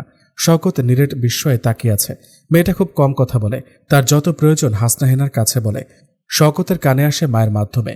বেলকনিতে পর্দা দিতে চাওয়া, কাজের লোক রাখার আবদার, নাকচ করা সবই হাসনাহেনা ছেলেকে বলে দিয়েছেন। তবে বাসা পাল্টানোর আবদারটা তার কানে আসেনি এখন পর্যন্ত। এই বাসায় কোনো সমস্যা হচ্ছে? নরম গলায় পাল্টা প্রশ্নটা শুনে আস্তে আস্তে তাকালো তাহমিনা। অজুহাত একটা দাঁড় করিয়ে রেখেছিল। বলল, চলেন না, মনিরাপুর বাসার কাছাকাছি চলে যায়। মনিরা তাহমিনার ছোট ননদ। কলাবাগানে তার শ্বশুর বাড়ি। শওকত ধীরে ধীরে বলল, তুমি চাইলেই মনিরার বাসায় যেতে পারো, বা ওকে ফোন করলেই নোমান ওকে ড্রপ করে দিয়ে যাবে। কোনো ব্যাপার তো না? না, মানে কাছে থাকলে সুবিধা হতো, কিন্তু ওখান থেকে আমার অফিসে যাওয়া ঝামেলার। রেন্টে ভালো বাসাও মিলবে না। নিজের ফ্ল্যাট রেখে ভাড়া বাসায় যাবই বা কেন? তোগুলো কি কাণ্ড হয়ে যাচ্ছে না? তাহমিনা আর কিছু বলার মতো খুঁজে পেল না। ক্ষীণ গলায় বলল, আচ্ছা। তার নিরুত্তাপ ভঙ্গি জানান দিচ্ছিল বিষয়টা সে অনুমোদন করতে পারেনি। শওকত তখন কিছু না বললেও সকালে অফিসে যাবার আগে মায়ের কাছ থেকে বিদায় নেবার সময় কথাটা তুলল।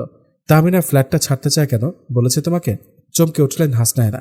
তরে কইছে? আমারে তো কিছু কয় নাই। সুখে থাকলে ভূতে কিলায়।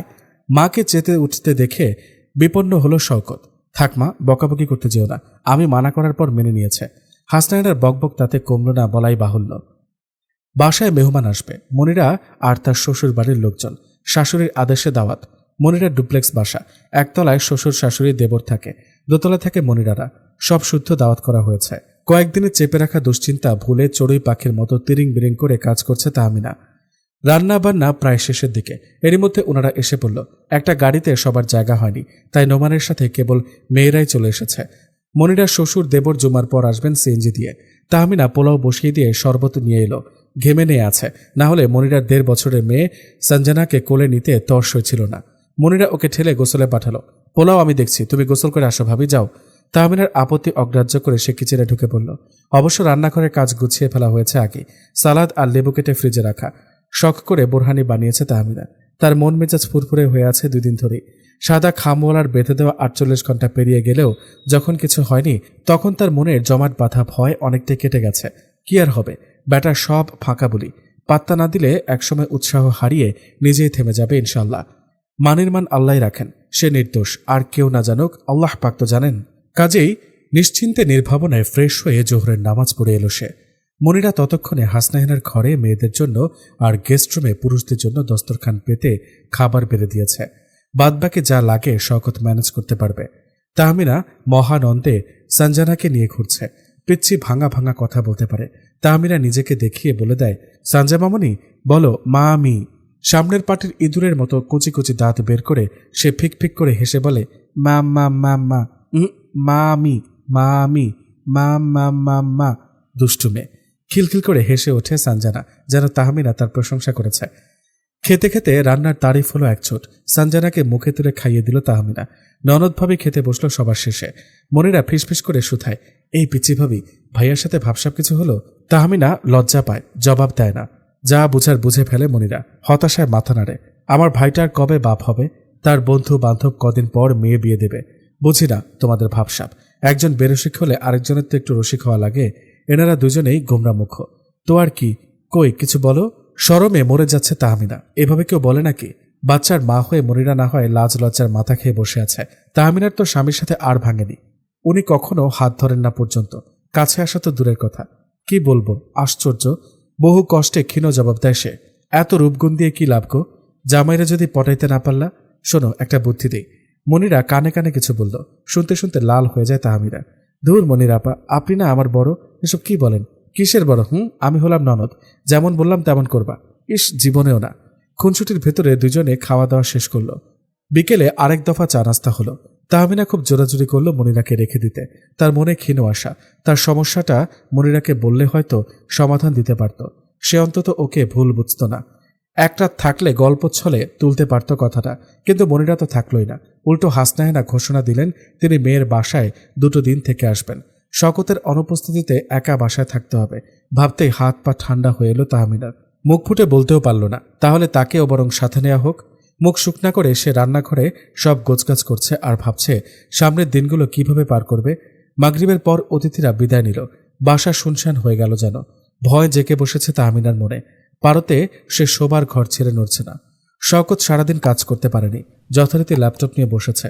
ওরই মাঝে আর চোখে খেয়াল করছে তাহমিনার হাব ভাব। মেয়েটার হয়েছে কি? সারা বাড়ি আলোয় ঝলমল করছে, নেভানোর নাম নেই। এমনিতে সে অপ্রয়োজনীয় বাতি নিভিয়ে রাখে সবসময়। বাইরে হাওয়া দিচ্ছে। বারান্দার স্লাইডিং ডোরটা সাটানো হয়নি। হুহু শব্দ হচ্ছে। হাসনাহিনার ঘরের দরজা কবজা ঢিলা। বাতাসে নড়াচড়া করছে, ক্যাচ ক্যাচ শব্দ তুলে। এগুলো বন্ধ করে রেখে এসে শুয়ে পড়লেই হয়। সারাদিনের ধকলে ক্লান্ত হবার কথা। এরপরেও কেন তাহমিনা চুপচাপ বসে আছে শওকত বুঝতে পারছে না। তাহমিনা, নরম করে ডাকল সে। 2 বার ডাকতে হলো। ধ্যান মগ্ন ললনা এবার চমকে তাকালো। ডাকছেন? ঘুম পায়নি? জি। তাহলে ঘুমাও, টায়ার্ড তুমি? জি। জবাব দেবার পরেও ঠায় বসে রইল সে। শওকত ল্যাপটপটা ভাঁজ করে রাখলো পাশে। Something wrong? মন খারাপ নাকি? তার কি বেড়ানোর ইচ্ছা ছিল? Any problem? শরীর খারাপ? জি না। তাহলে মন খারাপ? জি না। বলছিলাম কি, ও ঘরের দরজাটা যদি বন্ধ করে আসতেন আর বাতিগুলো নিভিয়ে দিতেন। করুণ শোনালো তাহমিনার কণ্ঠ। অফকোর্স। উঠে দাঁড়ালো শওকত। তাহমিনাকে তার কখনো ভীতু মনে হয়নি। গ্রামে বড় হওয়া মেয়ে, আধারে চলাফেরা করে অভ্যেস। এই আলো ঝলমলে 4 দেয়ালের ভেতরে তার এমন জড়সড় আচরণের কারণটা কি বোধগম্য হচ্ছে না। তবে কথা না বাড়িয়ে শওকত উঠে গেল পাশের রুমে। সুইচ টিপে বাতি নেভাচ্ছে। একে একে ঘরগুলো অন্ধকারে তলিয়ে যাচ্ছে। হাসনাইনার ঘরের দরজাটা বাইরে থেকে বোল্ট টেনে বন্ধ করে যখন সে ফিরে এলো, হাতে একটা র্যাপিং পেপারে মোড়া গিফট বক্স। তাহমিনা প্রশ্নবোধক চোখে চেয়ে রইল। এটা কার? মনিরা রেখে গেছে? জানি না তো। কোথায় পেলেন? ওয়ার্ড্রপের ওপর রাখা ছিল। বিছানার ওপর বক্সটা রাখতেই তাহমিনার চোখ আটকে গেল ওপরে সাঁটারও সাদা খামটার দিকে। অতি পরিচিত খাম, বুকের ভেতরে ধরাস করে উঠল সাথে সাথে। শওকত এখন এই খামটা খুলবে। তারপর বাস্তবে কি খামটা টান দিয়ে তুলে নিল সে। উপরে কাউকে অ্যাড্রেস করা হয়নি। ভেতরে কি দেখতে হচ্ছে? তাহমিনার মনে হচ্ছে সে জ্ঞান হারাবে। এটা খুলে পড়ার পর তার সম্পর্কে শওকতের ধারণা কি হবে ভাবতেও পারছে না সে। তবুও শেষ চেষ্টা হিসেবে সে কাঁপা কাঁপা হাতটা রাখল খাম ধরে থাকা শওকতের হাতের ওপর। শওকত এক মুহূর্তের জন্য থমকালো। অজান্তে দৃষ্টি নিবদ্ধ হল তাহমিনার মুখে। রক্তশূন্য ফ্যাকাশে মুখে রাজ্যের উদ্বেগ। শুকনো ঠোঁটজোড়া কাঁপছে থরথর। ঘাবড়ে গেল শওকত। শরীর খারাপ লাগছে মিনা? এখন আদুরে ডাকে তাহমিনা এবার কেঁদেই ফেলল। শওকত পুরাই কিংকর্তব্য বিমূঢ়। প্রথমত স্ত্রীসুলভ নৈকট্যে সে অভ্যস্ত নয়, সান্ত্বনা দিতেও সে বড় কাঁচা। তাহমিনাকে সে স্পর্শ করবে এতেও রাজ্যের সংকোচ। নিরুপায় হয়ে সে চুপচাপ বসে রইল। কাঁদুক কিছুক্ষণ মেয়েটা, প্রাথমিক আবেগটা কেটে যাক। তাহমিনা কেঁদে কুটে চোখ মুখ লাল বানিয়ে ফেলল। রোবোটিক মানব তার পাশে রোবটের মতোই বসে রইল। আস্তে আস্তে কান্না পরিণত হলো ফোঁপানোতে। একসময় চোখ মুখ মুছে শান্ত হলো তাহমিনা। পুরোটা সময় হাতের মুঠোয় খামটা চেপে বসে থাকলো শওকত। কেন যেন তার মনে হচ্ছে খামটা খোলা হোক। তাহমিনা চাইছে না, ক্ষীণ হলেও সে বাধা দিতে চেয়েছিল। কি আছে ওতে জানার চেয়েও বড় কথা তাহমিনা ওটা নিয়ে কি করতে চায়। বেশ অনেকটা সময় নিয়ে শান্ত হলো তাহমিনা। শওকত এবার আস্তে আস্তে নরম গলায় বলল, কি হয়েছে? না বললে বুঝবো কিভাবে? তাহমিনা তখনও এক দৃষ্টে চেয়ে আছে সাদা খামটার দিকে। ওর নজর অনুসরণ করে খামটা উঁচু করে ধরল শওকত। এটা নিয়ে প্রবলেম? জবাব দিল না তাহমিনা। তবে চকিতে চোখাচোখি হলো দুজনার। ভীত হরিণীর চোখের ভাষা বুঝতে সময় লাগলো না তার। তুমি না চাইলে এটা খুলবো না, যাও, রেখে দিচ্ছি। ওকে, খুলবেন, সমস্যা নেই। তবে এতক্ষণে মিনমিন গলায় সম্পূর্ণ জবাব এলো। এমনিতেই গলার আওয়াজ অতিশয় নম্র মেয়েটার। ভয়ে আতঙ্কে স্বর যেন আরও রুদ্ধ হয়ে গেছে। তবে ভ্রু উঁচিয়ে প্রশ্ন করল শওকত, আপনাকে আমার কিছু বলার আছে, সেটা আগে শুনবেন তারপর। নো প্রবলেম, তুমি আগে শান্ত হও, যখন ইচ্ছা হয় বলবে। এগুলো সরিয়ে রেখে এখন বরং ঘুমিয়ে পড়ো। You need rest. জি না, এটার ফয়সালা না হলে অশান্তিতে আমার এমনিতেও ঘুম আসবে না। তাহমিনার চোখ বেয়ে 2 ফোঁটা জল গড়ালো। অসহায়ের মতো আত্মসমর্পণ করল শওকত। আচ্ছা ঠিক আছে, তোমার যেমন ইচ্ছে, গো অন। আগে বলেন, আপনি আমার কথা বিশ্বাস করবেন তো? ডুকরে উঠল তাহমিনা। শওকত মহা ফাঁপড়ে পড়ল যেন। বাধ্য হয়ে তাহমিনার হাত দুটো আবদ্ধ করল নিজের করতলে। স্পর্শের ভাষা অনেক মজবুত। স্ত্রীকে আশ্বস্ত করার জন্য এর চেয়ে ভালো কোনো চিন্তা এই মুহূর্তে মাথায় এলো না। দৃঢ়স্বরে জবাব দিল, অবিশ্বাসের প্রশ্নটা তোমার মাথায় এলো কেন? এটাই তো বুঝলাম না। Whatever you say, of course that's the truth. আমি তোমাকে বিশ্বাস করি, ভেতরে চেপে না রেখে শেয়ার করো, ওকে? আচ্ছা। তাহমিনা যেন মনে জোর পেল এবার। শুরু করলো আস্তে আস্তে। এই যে আপনার হাতের খামটা, এটার ভেতরে আপনি চিরকুট পাবেন একটা। গত কয়েক সপ্তাহ ধরে এরকম খামে করে অনেকগুলো চিরকুট এসেছে। ভয়ে ভয়ে শওকতের দিকে একবার তাকালো সে। শওকত নিবিষ্ট হয়ে শুনছিল, কোনো প্রশ্ন করল না, অপেক্ষা করছে। চিরকুটগুলো আমাকে লেখে কেউ একজন। অ্যাবসার্ড, তোমাকে লিখে বুঝলে কিভাবে? খামের উপর অ্যাড্রেসিং নেই, ভেতরে আছে? একটু দ্বিধা করল তাহমিনা। তারপর খুলে বলল প্রথম থেকে সবকিছু। আলমিরার ভেতর থেকে নিজের হ্যান্ডব্যাগ টেনে বের করল। সেখানে খামগুলো একসাথে জড়ো করে রাখা ছিল। সবগুলো বের করে শওকতের হাতে তুলে দিল সে। শওকত আগাগোড়া চুপচাপ শুনছিল। খামগুলো হাতে পেয়ে তাহমিনার কম্পমান দেহে আত্মবিশ্বাস খুঁজল। এগুলো খুলে দেখার আগে তাকে নিশ্চিত হতে হবে মেয়েটা আসলেই চাইছে কিনা সে চিরকুটগুলো পড়ুক। তাহমিনা, লুক অ্যাট মি, তাকাও এদিকে। বাধ্য মেয়ের মতো সজল চোখ তুলে চাইল সে। এগুলো আমাকে পড়তে দিচ্ছ? Are you sure? পরে আফসোস হবে না তো? জি না, আমি তো কোনো অন্যায় করি নাই। আফসোস হবে কেন? এক্স্যাক্টলি, তাহলে তো আপসেট কেন? তোমার তো নিজেকে অপরাধী মনে হচ্ছে। যেভাবে হাপুস হুপুস কাঁদছ। তাহমিনা দ্রুত গতিতে চোখ মুছে বসল। মাথা নেড়ে বলল, দেখেন, আর কাঁদতেছি না। এই অশান্তির শেষ আমি চাই। আপনি পড়ে বলেন কি করা উচিত। ওকে, বাট তার আগে একটা প্রশ্নের জবাব দাও তো। এগুলো ছিঁড়ে ফেলে না দিয়ে জমা করেছ কেন? ভয়ের ছায়া ঘনালো তাহমিনার চোখে। তবে সে সাহস করে জবাবটা দিল। প্রতিবারই মনে হতো কাউকে বলা দরকার, কাকে তা বুঝি নাই। মনিরা আপা আজ থাকলে তারা দেখাইতাম। শওকত গম্ভীর হলো একটু। তবুও আমার সাথে বলার ইচ্ছে করেনি একবারও? That's my fault. Caring husband হতে পারেনি, তাই না? তাহমিনা কি জবাব দেবে বুঝতে পারছে না। শওকত ওকে আশ্বস্ত করল, ইটস ওকে, এটার জন্য আমিই দায়ী। প্রতিবাদ করে কিছু বলতে যাচ্ছিল তাহমিনা। হাত তুলে থামালো শওকত।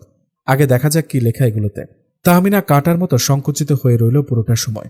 স্ত্রীর কাছে লেখা পরপুরুষের প্রেমপত্র, স্বামীর জন্য কোনো সুখের সামগ্রী নয়। তবে তাহমিনাকে অবাক করে দিয়ে শওকতের গম্ভীর মুখে হাসি ফুটে উঠল।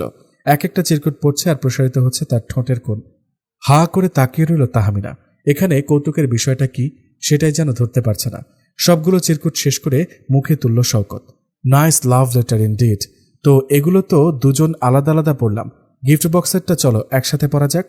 তাহমিনাকে আর কিছু বলার সুযোগ না দিয়ে র্যাপিং পেপারে সাঁটানো খাম থেকে চিরকুটটা টেনে বের করল শওকত।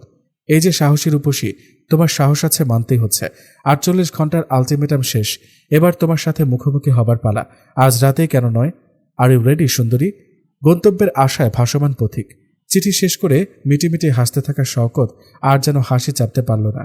শব্দহীন হাসিতে তার শরীর কাঁপছে। তাহমিনা অবাক হয়ে চেয়ে রইল। এই গোমরামুখ লোকটাকে হাসলে এত সুন্দর লাগে কে জানত?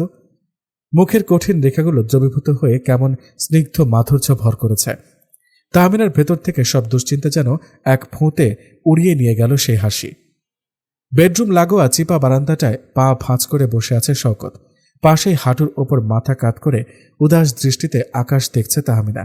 রাত বাড়তেই আইয়ামবিদের প্রায় ভরন্ত সাদা চাঁদ পূব আকাশ থেকে হেলে গেছে চোখের আড়ালে, কিন্তু তার মায়াবী আভার ছাপ বিছিয়ে আছে সবখানে। ঘরের নেভানো বাতির জমাট বাঁধা আধারটুকু তুড়ি মেরে উড়িয়ে দিতে কার্পণ্য করেনি। বেলকনি ফোবিয়ায় আক্রান্ত তাহমিনা আসতে চায়নি এখানে। শওকত একরকম বলে কয়ে জোর করে এনেছে, নিভিয়ে দিয়েছে বাতি, মোটা ভাঁজ করে চাদর পেতেছে, তারপর আশ্বস্ত করেছে দরজার সম্মুখে বসে পড়লে আশেপাশের কারো সাধ্য নেই তাদের দেখে ফেলবে। তাহমিনা যেন মানুষটাকে আজ চিনতেই পারছে না। সেই তখন থেকে তার মিটমিটানো হাসি, অনভ্যস্ত চোখ এখনও সয়ে উঠতে পারেনি। চিরকুট পড়ার পর সম্ভাব্য যেরকম প্রতিক্রিয়া আশা করেছিল তার কিছুই ঘটেনি বাস্তবে। তাহমিনার ক্ষুদ্র মস্তিষ্কে এক অসম্ভব ভাবনার উদয় হলো তাতে। মুখ ফসকে সেটা সে বলেও ফেলল, আপনি যেরকম হাসতেছেন মনে হইতেছে এগুলো আপনার কারসাজি। বলে ফেলা কথা তো ফেরানো যায় না। তাহমিনা ভয়ে ভয়ে তাকালো স্বামীর মুখের দিকে। এই বুঝি ধমকে উঠবে, কিন্তু ওকে অবাক করে দিয়ে তার লাগাম ছাড়া হাসিটুকু বন্ধ হলো না, উল্টো বাড়লই বুঝি। এবার বরং অভিমান হলো তাহমিনার। উৎসাহ প্রকাশ করে বলল, বুঝছি, এগুলো আপনিই লিখছেন। হুদাহুদি পেরেশানির মধ্যে ছিলাম এতদিন। দাঁত কামড়ে হাসি চাপছে শওকত। কোন রকমে এপাশ ওপাশে মাথা নেড়ে বলল, not me, but I wish I could. তার মানে কি? তাহলে হাসতেছেন কেন? কারণ এটা কার কাজ আমি জানি। সামনে পেলে তাকে পুরস্কার দিতাম।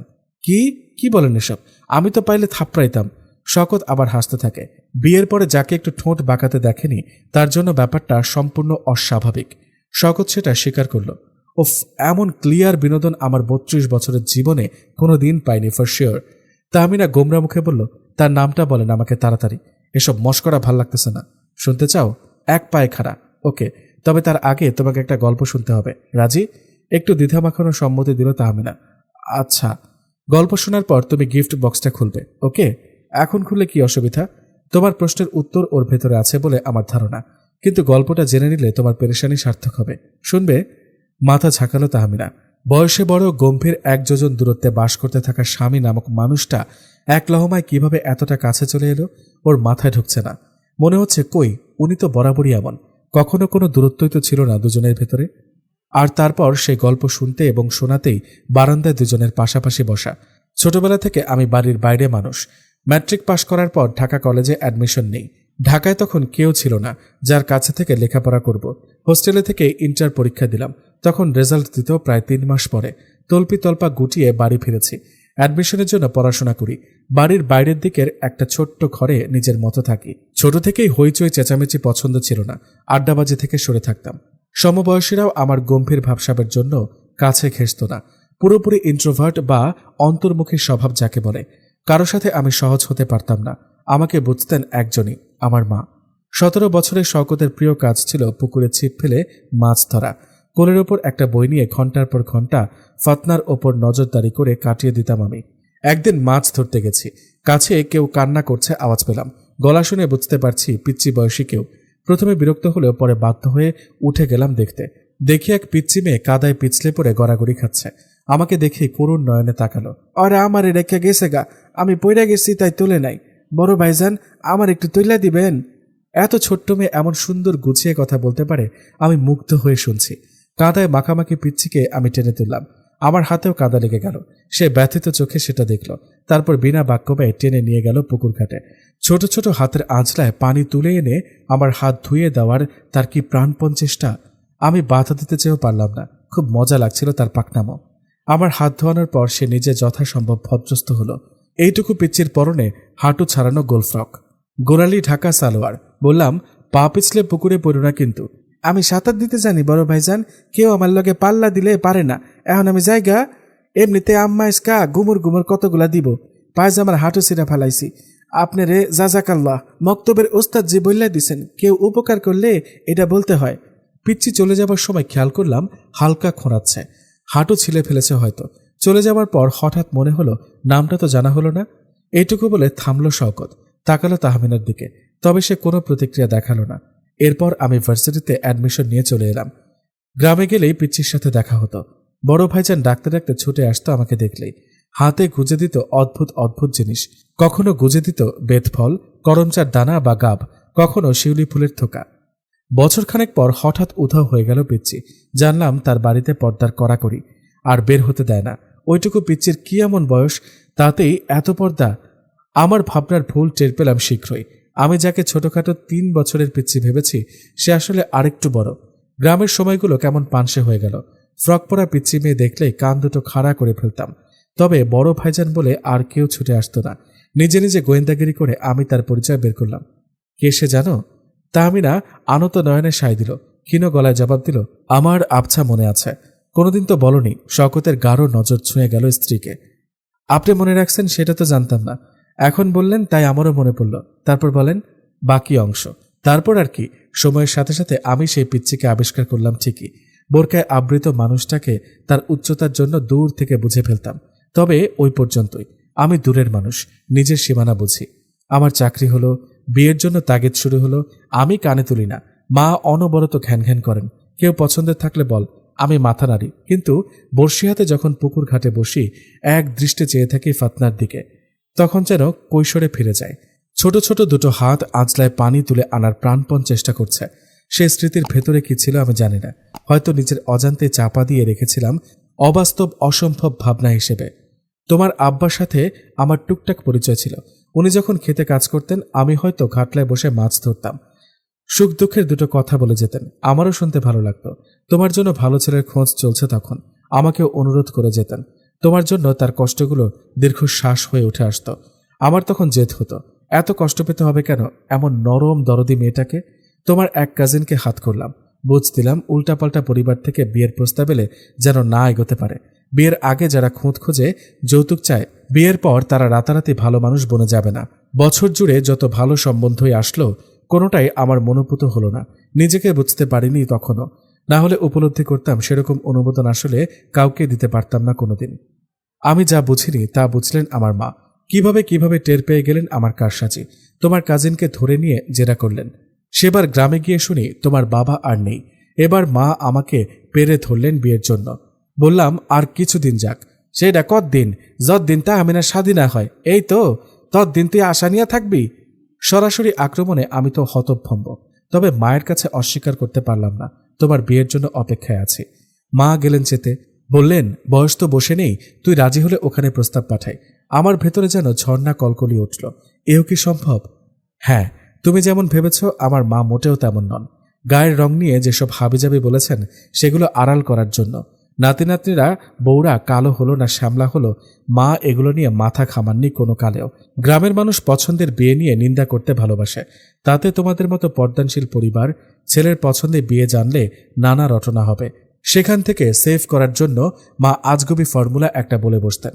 তাহমিনার চোখ দিয়ে পানি পড়ছিল। কখন যে কেঁদে ফেলেছে নিজেও জানে না। ইস, শাশুড়িকে নিয়ে কতই না তার অভিযোগ। বাস্তবে উনি এমন কোনো খারাপ আচরণ কোনোদিনও করেননি, এটা তো সত্যি। ওনার ভালোবাসাও টের পেল না কেন? নাকি পেয়েছে ঠিকই, না হলে কি আর নানা রকম আবদার করার সাহস পেত? শওকত বলতে থাকে বিয়ে তো হলো, কিন্তু তারপর এক ইন্ট্রোভার্ট আরেক ইন্ট্রোভার্টের সংসারে এলো। দুজনেই সম্পর্কের ব্যাপারে ধরি মাছ নাছুই পানি। নিজ থেকে কেউ এগোবে না বলে বুঝে গেলেন আমার বিচক্ষণ মাথাযান। তখন তিনি তার উর্বর মস্তিষ্ক নিয়ে নামলেন ফিল্ডে। এই চিরকুটগুলো সেটারই ফলাফল। তাহমিনা চোখ কপালে তুলে বলল, হ্যাঁ, এগুলা আম্মা লেখছেন? দুর্বোকা, এই হাতের লেখা মনিরার। বাড়ি গেলে বাংলা বানান চেক করে দিতাম, রচনা লিখতে দিতাম। ওর লেখার ঠং আমার মুখস্থ, দেখেই চিনেছি। তোবা তোবা, শরমের কথা, ছি ছি ছি। আপা এমন করলো? লজ্জায় লাল হয়ে গেছে তাহমিনা। শওকত হেসে ফেলল। তুমি হয়তো হাতের লেখা চিনতে না, কিন্তু চিঠিগুলো পড়লেই তো বোঝা যায় কোনো মেয়ে এগুলো লিখেছে। পুরুষের নজর খতরনাক, তারা তো পোশাকের রং দেখে মুগ্ধ হয়ে সেটা ডেসক্রিপশন দিতে যাবে না। আপনিও রং চেনেন না, ঠিকই তো, তারা তাহলে কি দেখে? তাহমিনার সরল প্রশ্নে শওকত দাঁত কামড়ে দুষ্টু করে হাসল। কি দেখে সেটা বর্ণনা করলে সহ্য করতে পারবে? গ্যারান্টি দিলে বলতে পারি। তাহমিনার বুকের ভেতর ধক করে উঠল। এক পলক তাকালো সে পাশের পুরুষটির চোখে। সে পুরুষের দৃষ্টিতে অনেক প্রশ্নের উত্তর মিলে যাচ্ছে। মুখ ফুটে বললে আসলেই শোনা অসম্ভব। সে দ্রুত চোখ সরিয়ে নিয়ে কাঁপা কাঁপা গলায় জবাব দিল, থাক, লাগবে না, চলেন এবার গিফট বক্সটা খুলি। ওকে, অ্যাজ এ উইশ। তাহমিনার তড়িঘড়ি পলায়নের বহর দেখে শওকত হাসি চাপার কোনো চেষ্টাই করল না। গিফট বক্সের ভেতরে একটা হাফ সিল্কের শাড়ি, কালো আর সোনালি কারুকার্যে খুবই সুন্দর দেখাচ্ছে। ওপরে আরেকটা চিরকুট। শওকত সেটা পরল না, এগিয়ে দিল তাহমিনার দিকে। নাও, নিজেই পরো, আমার পরা ঠিক হবে না। মুচকে এসে সরে গেল সে। তাহমিনা 7-5 ভাবতে ভাবতে চিরকুট খুলল। পিচ্ছি ভাবি আমার, সরি তোমাকে কষ্ট দেওয়ার জন্য। আমার কোনো দোষ নেই, সব মাতাজানের আদেশ। মায়ের কথা শুনতে হয় জানো তো। আর তোমাকে ধন্যবাদ। নিত্য নতুন চিরকুট লেখা সহজ কাজ না। উদ্ধার করেছ বিপদ থেকে। মা জননী অপেক্ষায় ছিল কবে কখন তুমি নিজের সমস্যার কথা শাশুড়ির বদলে জামাইয়ের কাছে মুখ ফুটে বলতে শিখবা। সেজন্য যা যা করা সম্ভব সবই করেছে, এর বেশি কিছু না। তোমাকে কষ্ট দেবার কোনো উদ্দেশ্য আমাদের মা বেটির ছিল না। যে তুমি ভাইয়ার কাছে বাসা পাল্টানোর কথা সাহস করে বলে ফেলেছ, আম্মার সাথে সাথে নাটকের পরিসমাপ্তি ঘোষণা করিয়াছেন। এবার মঞ্চ তোমার দখলে ছেড়ে দিয়ে আসছে কয়েকদিনের জন্য। শাড়িটা পরো, একটু সাজুগুজু করো। আমার ভাইয়ের বুকের ভেতরে যে বন্ধ কপাটটা আছে, ভেতরে আগলে রেখেছিল একজনকে, এবার তাকে বের করে আনো। অনেক তো হলো বইন, বেচারা নিজে থেকে কইতে পারে না, বুঝা নিতে হয়। নিজের জিনিস নিজে বুঝানো কেমন? মনিরা সুন্দরী। চিরকুট শেষ করে পেছন ফিরতে মুখোমুখি হলো শওকতের। ভদ্রলোকের চোখে মুখে কৌতুক। কি, এটা পড়তে দেবার সাহস আছে?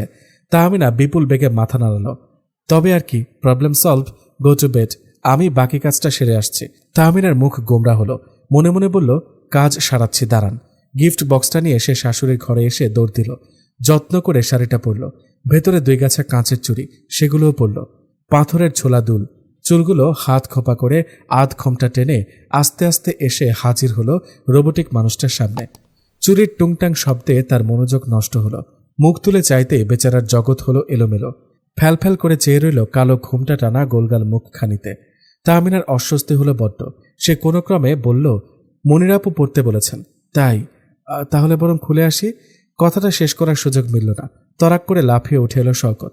গলা নামিয়ে বলল, সেটি তো হচ্ছে না, নো পারমিশন। সে আলগোছে 2 হরতলে আবদ্ধ করল অপরজনের হাত দুটি। ঠোঁটের কোণায় হাসির রেখা। চুপি চুপি বলল, এই ছোট্ট হাতের উপর যে পুরো আমিটাকে ছেড়ে দিয়েছি।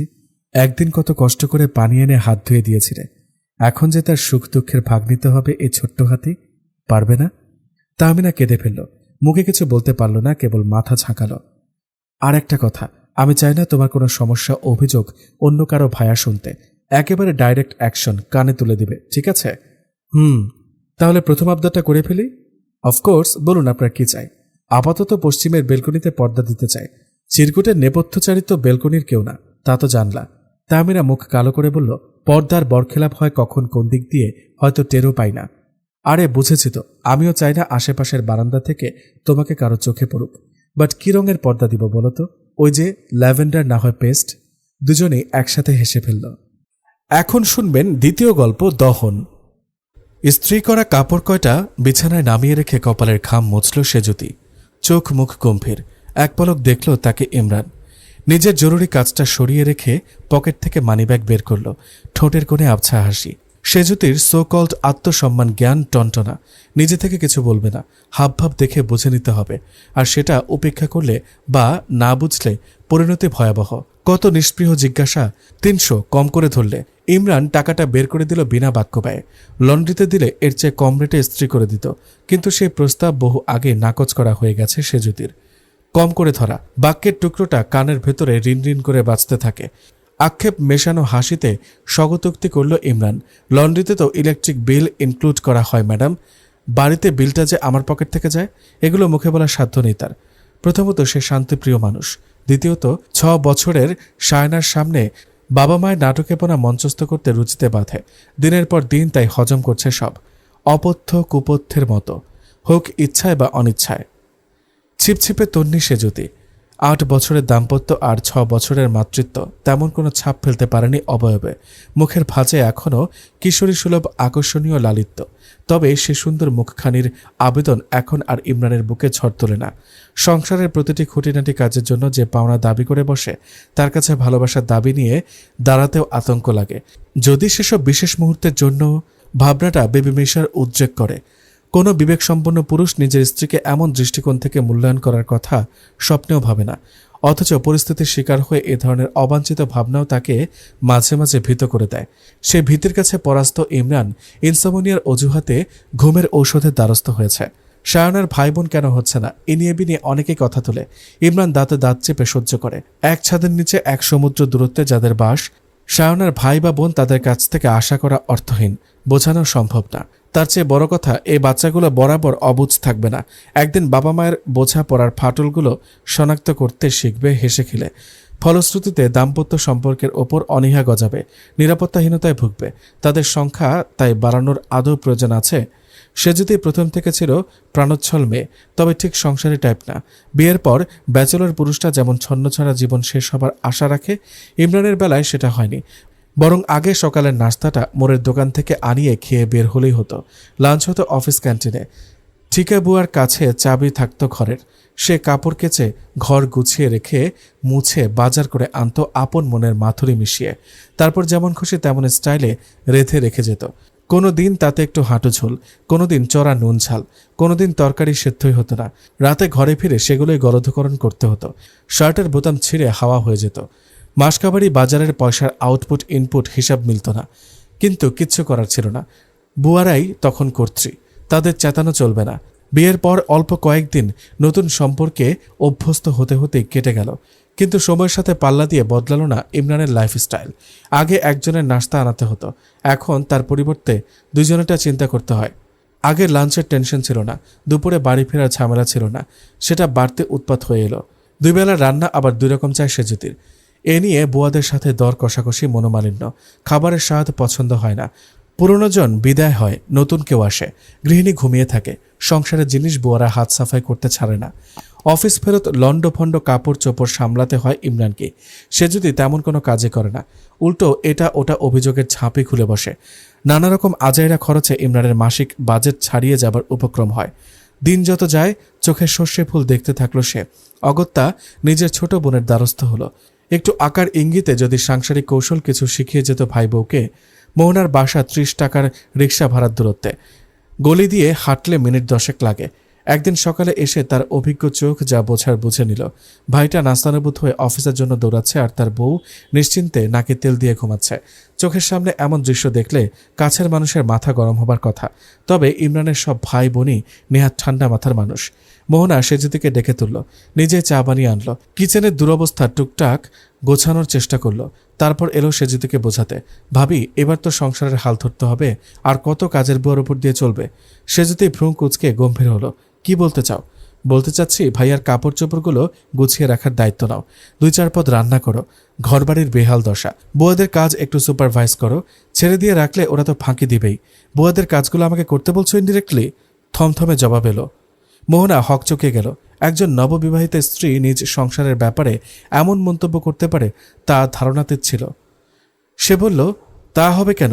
একটা সাজানো ছোট্ট সংসার সব মেয়েরই স্বপ্ন থাকে, আর সেই সংসারের কেন্দ্রবিন্দু তো স্বামী। ব্যাস, আর বলতে হবে না। তুমি যা বলতে চাইছো আমি বুঝে গেছি। Please stop it here. Mohana কথা বাড়ালো না। তার ইচ্ছে ছিল ভাবির সাথে দুপুরে লাঞ্চ করবে, কিন্তু এমন গরম গরম বাক্যবান হজম করার পর সে ইচ্ছেটা মরে গেল। মুখ কালো করে বিদায় নিল সে। মনে মনে ভেবে নিয়েছে আর কখনো এ মুখ হবে না। যদিও ভাইয়ের জন্য বড্ড মন পুড়ল।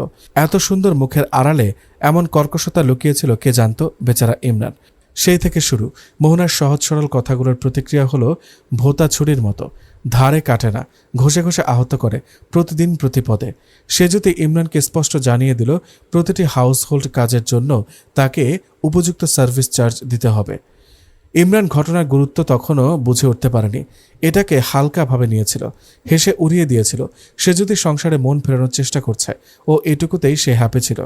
নিজ থেকেই তার হাতে আলাদা করে কিছু টাকা দিত প্রতি মাসেই। তবে সায়নার জন্মের পর সে যদির আচরণ মাত্রা ছাড়ালো। ইমরান প্রথমে ভেবেছিল পোস্টপার্টাম ডিপ্রেশন থেকে এমন করছে। সারা সপ্তাহে না পারলেও ছুটির দিনগুলোতে মা মেয়েকে সে যথেষ্ট সময় দেবার চেষ্টা করত। তবে খুব শীঘ্রই ইমরানের ভুল ভেঙে গেল। সে যদি পরিষ্কার ঠান্ডা মাথায় বেবি সিটিংয়ের জন্য যখন পাওনা দাবি করল, ব্যাস, স্তব্ধ ইমরান যা বোঝার বুঝে নিল। সে যদি দাবি মেটাতে ঘরে লাগাতে হলো এসি, ওয়াশিং মেশিন এলো, কাজের হেল্পার তো রইলই। তবে ইমরানের পার্সোনাল কাজগুলো সে যদি নিজেই করে, রাতের জন্য রান্না করে, সায়নার স্কুলে আনা নেওয়া, পড়ালেখার খেয়াল রাখে, আর মেয়ের টিউশনি ফি সহ প্রতিটি কাজের জন্য মাস শেষে নিজের পাওনা বুঝে নেয়।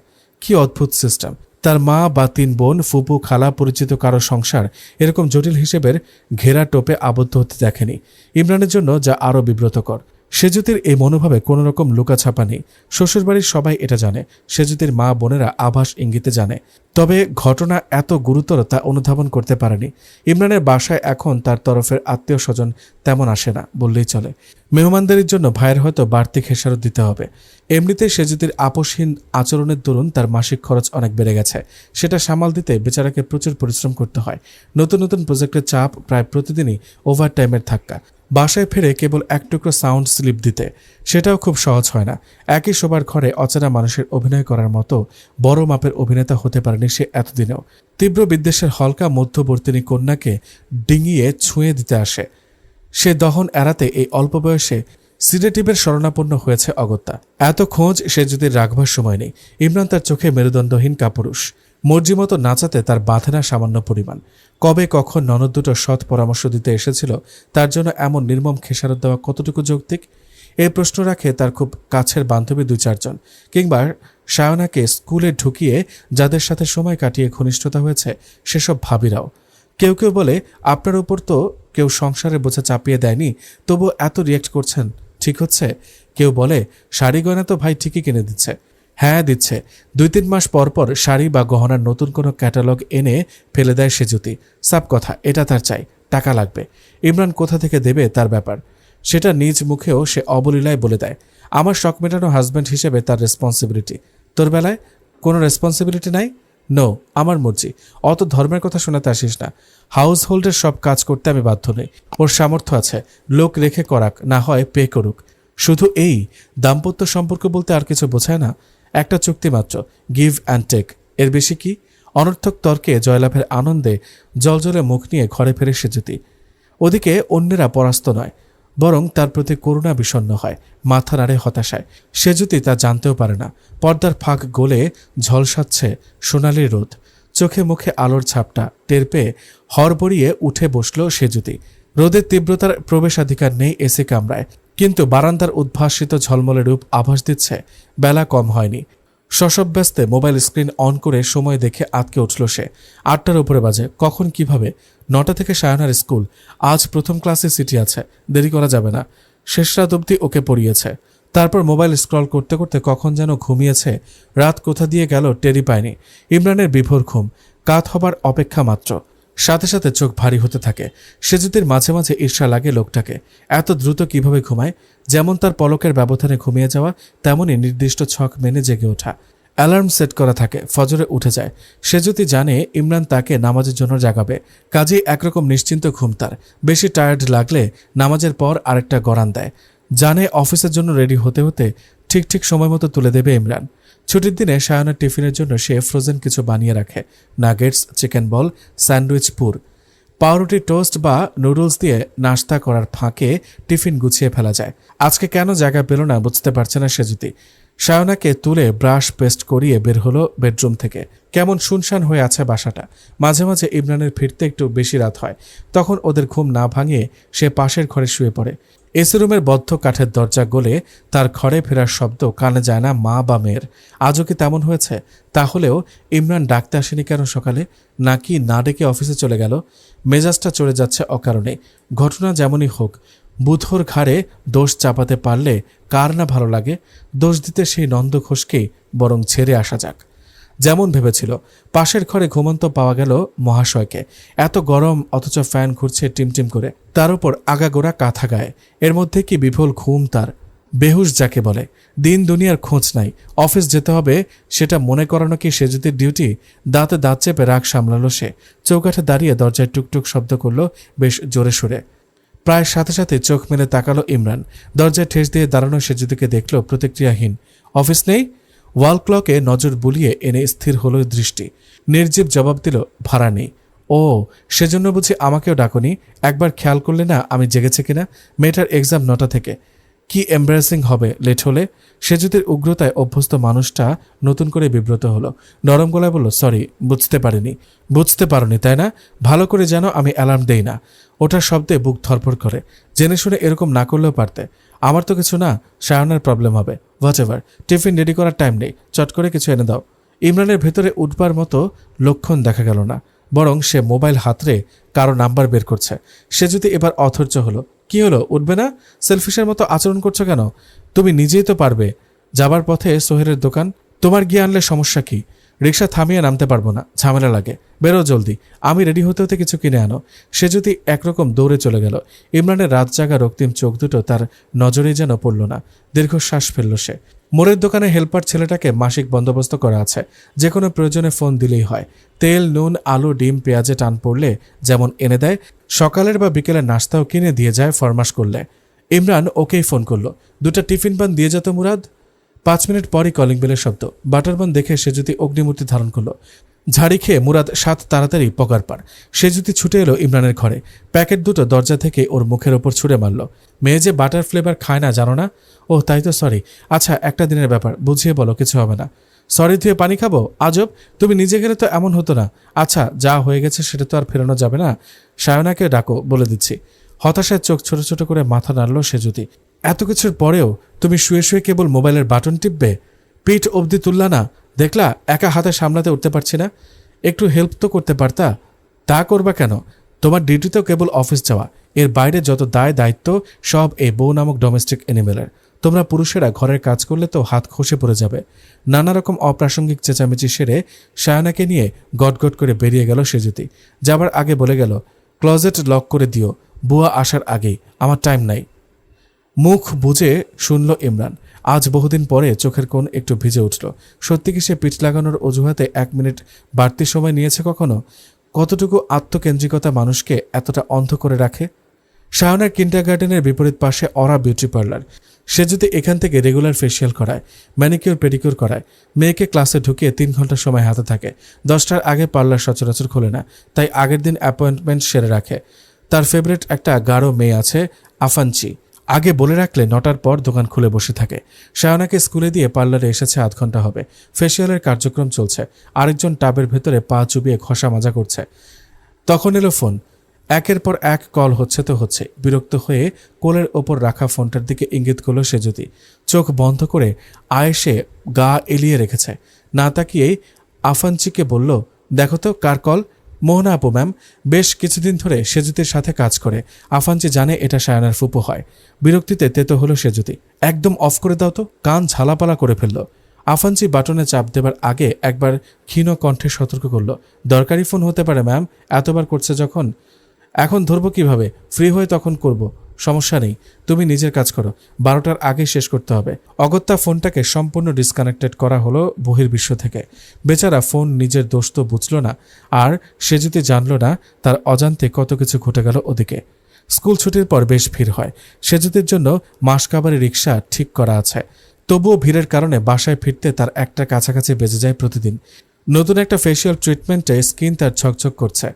ভাবিরা সবাই বেশ প্রশংসা করেছে। এত টাকা খরচ করছে, ফেয়ারনেস ট্রিটমেন্ট নেবার মুরত সবার নেই। কেউ কেউ মনে মনে হিংসাও করে।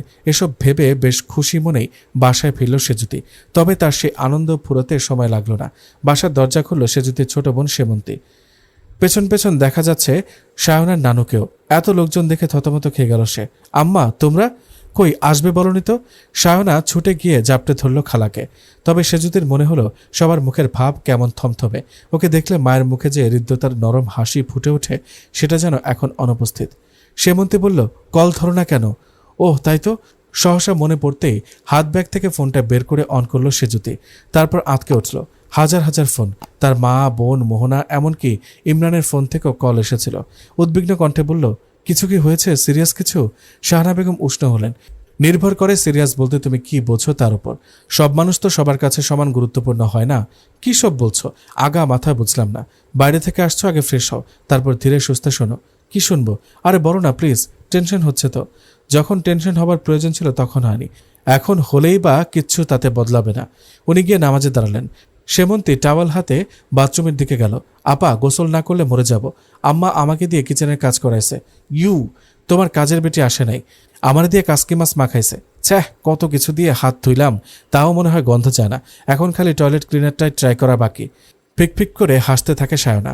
সায়নার গোসল শেষে নিজে ফ্রেশ হবার জন্য কাপড় নিতে গিয়ে ভ্রুম কুচকালো সেজুতি। ক্লোজেটের কি হলে চাবি ঝুলছে। ইমরান এটা বন্ধ করেনি, চাবিও নিয়ে যায়নি।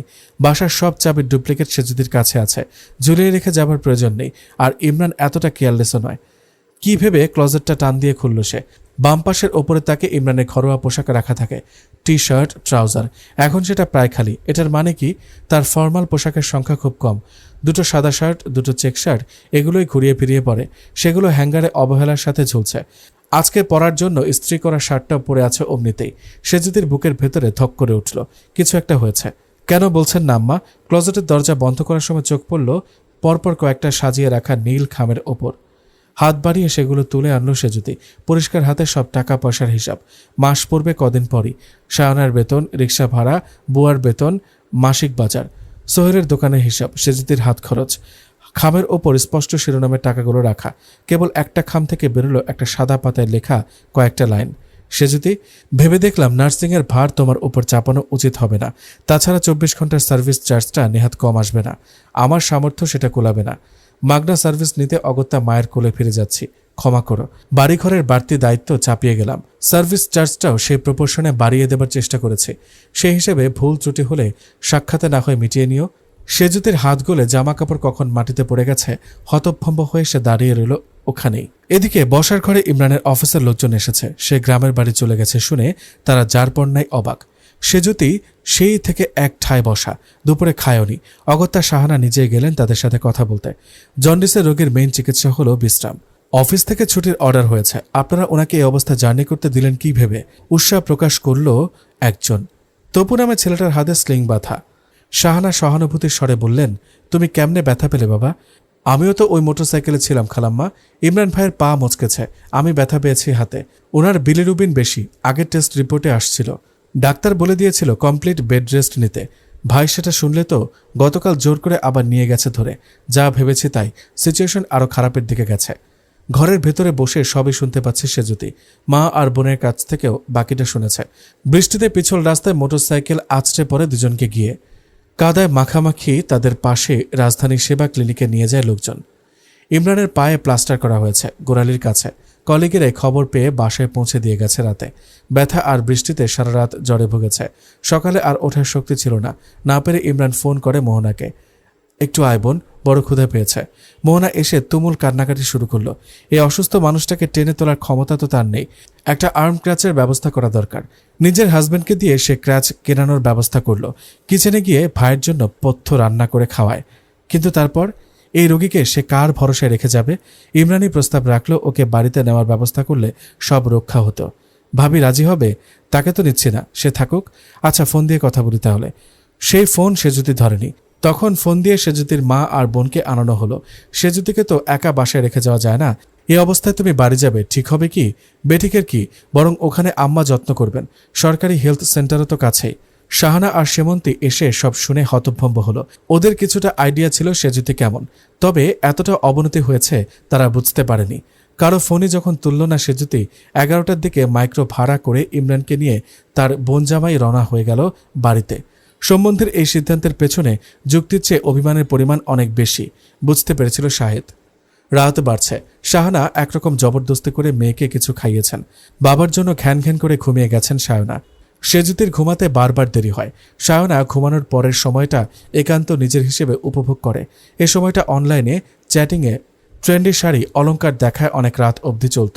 তাই সায়নার ঘুমের পার্টনার ছিল মূলত তার বাবা। সিডেটিভের ঘোরে তলিয়ে যাবার আগ পর্যন্ত মেয়েকে কাছে টেনে পিঠে আলতো চাপড় দেওয়ার অভ্যাস ছিল ইমরানের। কাজের চাপে 2-4 দিন মিস হলে মেয়েও মিস করতো বাবাকে। আজকে মাকে বেশ কয়েকবার বলে ফেলেছে, মামুনি আব্বু আজকেও আসবে না। জবাব দিতে পারল না সেজুতি, মেয়েকে বুকে চেপে ধরল কেবল। মেয়ে ঘুমোচ্ছে বিছানায়। আজকে কোনো ফ্রি টাইম এনজয় করতে পারছে না সেজুতি। ইমরানকে ফোন করার চেষ্টা করেছে কয়েকবার, হয়তো সে মোবাইল বন্ধ করে রেখেছে। মোহনা বা আর কারো কাছ থেকে খোঁজ নিতে তার প্রচুর লজ্জা লাগছে। কারোর সাথে তো সেই পর্যায়ের সম্পর্ক সে রাখেনি কখনো। বহুক্ষণ এপাশ ওপাশ করে একসময় উঠে বসল। ক্লোজেটের দরজাটা গিয়ে খুলল আবার। অনেকবার পড়ে ফেলা চিঠিটা আবারও পড়বে, কিন্তু তার নাজুক মনের ভেতরে অন্য কারিকুরি চলছে। আজ হঠাৎ অনুধাবন করল ক্লোজেটে তার উপচানো বিপুল পরিমাণ দামি দামি শাড়ি পোশাকের পাশে ইমরানের হাতে গোনা কয়েক টুকরো পোশাক। কেমন বিদ্রুপ করছে তাকে। আনমনা ভঙ্গিতে ড্রয়ার ধরে টান দিল সে। সেখানে অনেকগুলো ফাইল, সব ইমরানের মেডিকেল ফাইল। সেগুলো বের করে মেঝেতে পা মেলে বসল। দিনের পর দিন ঘুম হয় না। ডাক্তার তাকে সিডেটিভ দিয়েছে, পরামর্শ দিয়েছে প্রেশার ফ্রি রিল্যাক্স মুডে থাকতে, বেড়াবেন, ফ্যামিলি টাইম স্পেন্ড করবেন। ডাক্তার লিখে দিয়েছেন মানসিক অস্থিরতা কমানোর জন্য বারবার ওয়ার্নিং দেওয়া হয়েছে। সে যদি আবিষ্কার করল ইমরান কিছুদিন যাবৎ আইবিএসে ভুগছিল, মান বা অনুভূতির সাথে যে ডিসঅর্ডারের ঘনিষ্ঠ যোগাযোগ। মেডিকেল রিপোর্টগুলো দেখতে দেখতে হঠাৎ তার বুকের ভেতরে কেমন জ্বালা পোড়া করে উঠল। ভেতরটা পুড়ে যাচ্ছে। বহুদিন পর উগ্র সেজুতির চোখে পানি এলো। নিজের বিয়ের ফটো অ্যালবাম টেনে বের করল সে। কত প্রাণবন্ত একটা ছেলেকে সে আজকের অবস্থায় টেনে নামিয়েছে। কখনো কোনো প্রতিবাদ করেনি ইমরান, কেবল ভেতরে ভেতরে নিজেকে নিঃশেষ করেছে। ওকে অপদস্থ করতে পেরে যে আত্মতৃপ্তি পেত এতদিন, আজ তা কোথায় মিলিয়ে গেল। এক রাতের অনিদ্রায় সেজুতির চোখের নিচে পুরো ডার্ক সার্কেল পড়ল। তার এত শখের ফেসিয়ালে জৌলুস উড়ে গেছে এক ফুঁয়ে। ফজরের ওয়াক্ত হয়। দরজা ঠেলে ঢুকলেন শাহানা। জানতেন মেয়ে ঘুমাতে পারবে না, পেটের মেয়ে। আজ আরামে নিদ্রা দিলে বুঝতেন মেয়েকে তিনি এতদিন ভুল চিনেছেন। সুবে সাদিকের সাদা রেখা দেখা দিয়েছে পূবাকাশে। শাহানা বেগম বেলকনিতে মেয়ের পাশ ঘেঁষে দাঁড়ালেন। ফুরফুরে বাতাস বইছে। আহ, ফজরের বাতাস। মুনাফিকের শ্বাস থাকে না, তাই এত মিষ্টি লাগে। সে যদি মায়ের কাঁধে রাখল মাথাটা। বুকের ভেতরে জ্বালাপোড়া হচ্ছে মা, জানতে চাইলেন তিনি। নিঃশব্দে কেঁদে ফেলল সে যদি। আর কত ভান করে থাকবে, সারা রাত ধরেই তো পুড়ছে। নিজেকে তবে চেনার চেষ্টা করো। ভেতরটা পুড়ে কোনো পথ দেখাচ্ছে। কিভাবে বুঝবো আম্মা? ওর মাথায় হাত বুলিয়ে দেন জননী। সব দহন পুড়িয়ে ছাই করেন না রে মা। এমনও হয় তাতে ভেজালটা সরে যায়, পড়ে থাকে নিখাত খাঁটি অবশিষ্টটুকু। নিজেকে বিচার করে দেখো, তোমার মন তোমাকে কি করতে বলে। টের পাচ্ছ না? তুমি কি ছাই হলে না খাঁটি হলে? মেয়েকে আত্মসমালোচনায় ডুবিয়ে রেখে তিনি চলে গেলেন ভেতরে। শাহানা বেগম মাত্র ইশরাক পরে উঠেছেন। ট্রলি ব্যাগ হাতে সে যদি এসে দাঁড়ালো। শাহানা রইল মা, সেমন্তীকে বলিও ওকে স্কুলে আনা নেওয়া করতে। সন্তুষ্ট হাসি ফুটল শাহানার ঠোঁটে। এত সকালে বের হবে? ছোট ভাই যাবে সাথে, আসতেছে। তাহলে তো ভালোই। সে যদি হঠাৎ উবু হয়ে মায়ের কোলে মুখ গুজে দেয়, ও আমাকে মাফ করবে তো আম্মা? বিশ্বাস করো মা, তুমি যতখানি ছটফট করছো, দিনের পর দিন এভাবেই ছটফট করেছে ছেলেটা। তবুও যখন তোমাকে ছেড়ে যায়নি, এখনও সবটা ফুরোয়নি ইনশাআল্লাহ। ইমরান বুদ্ধিমান ছেলে, এই সিদ্ধান্তটা বুঝে শুনেই নিয়েছে। বরং আরও আগেই নেওয়া উচিত ছিল। যাও মা, নতুন করে শুরু করো।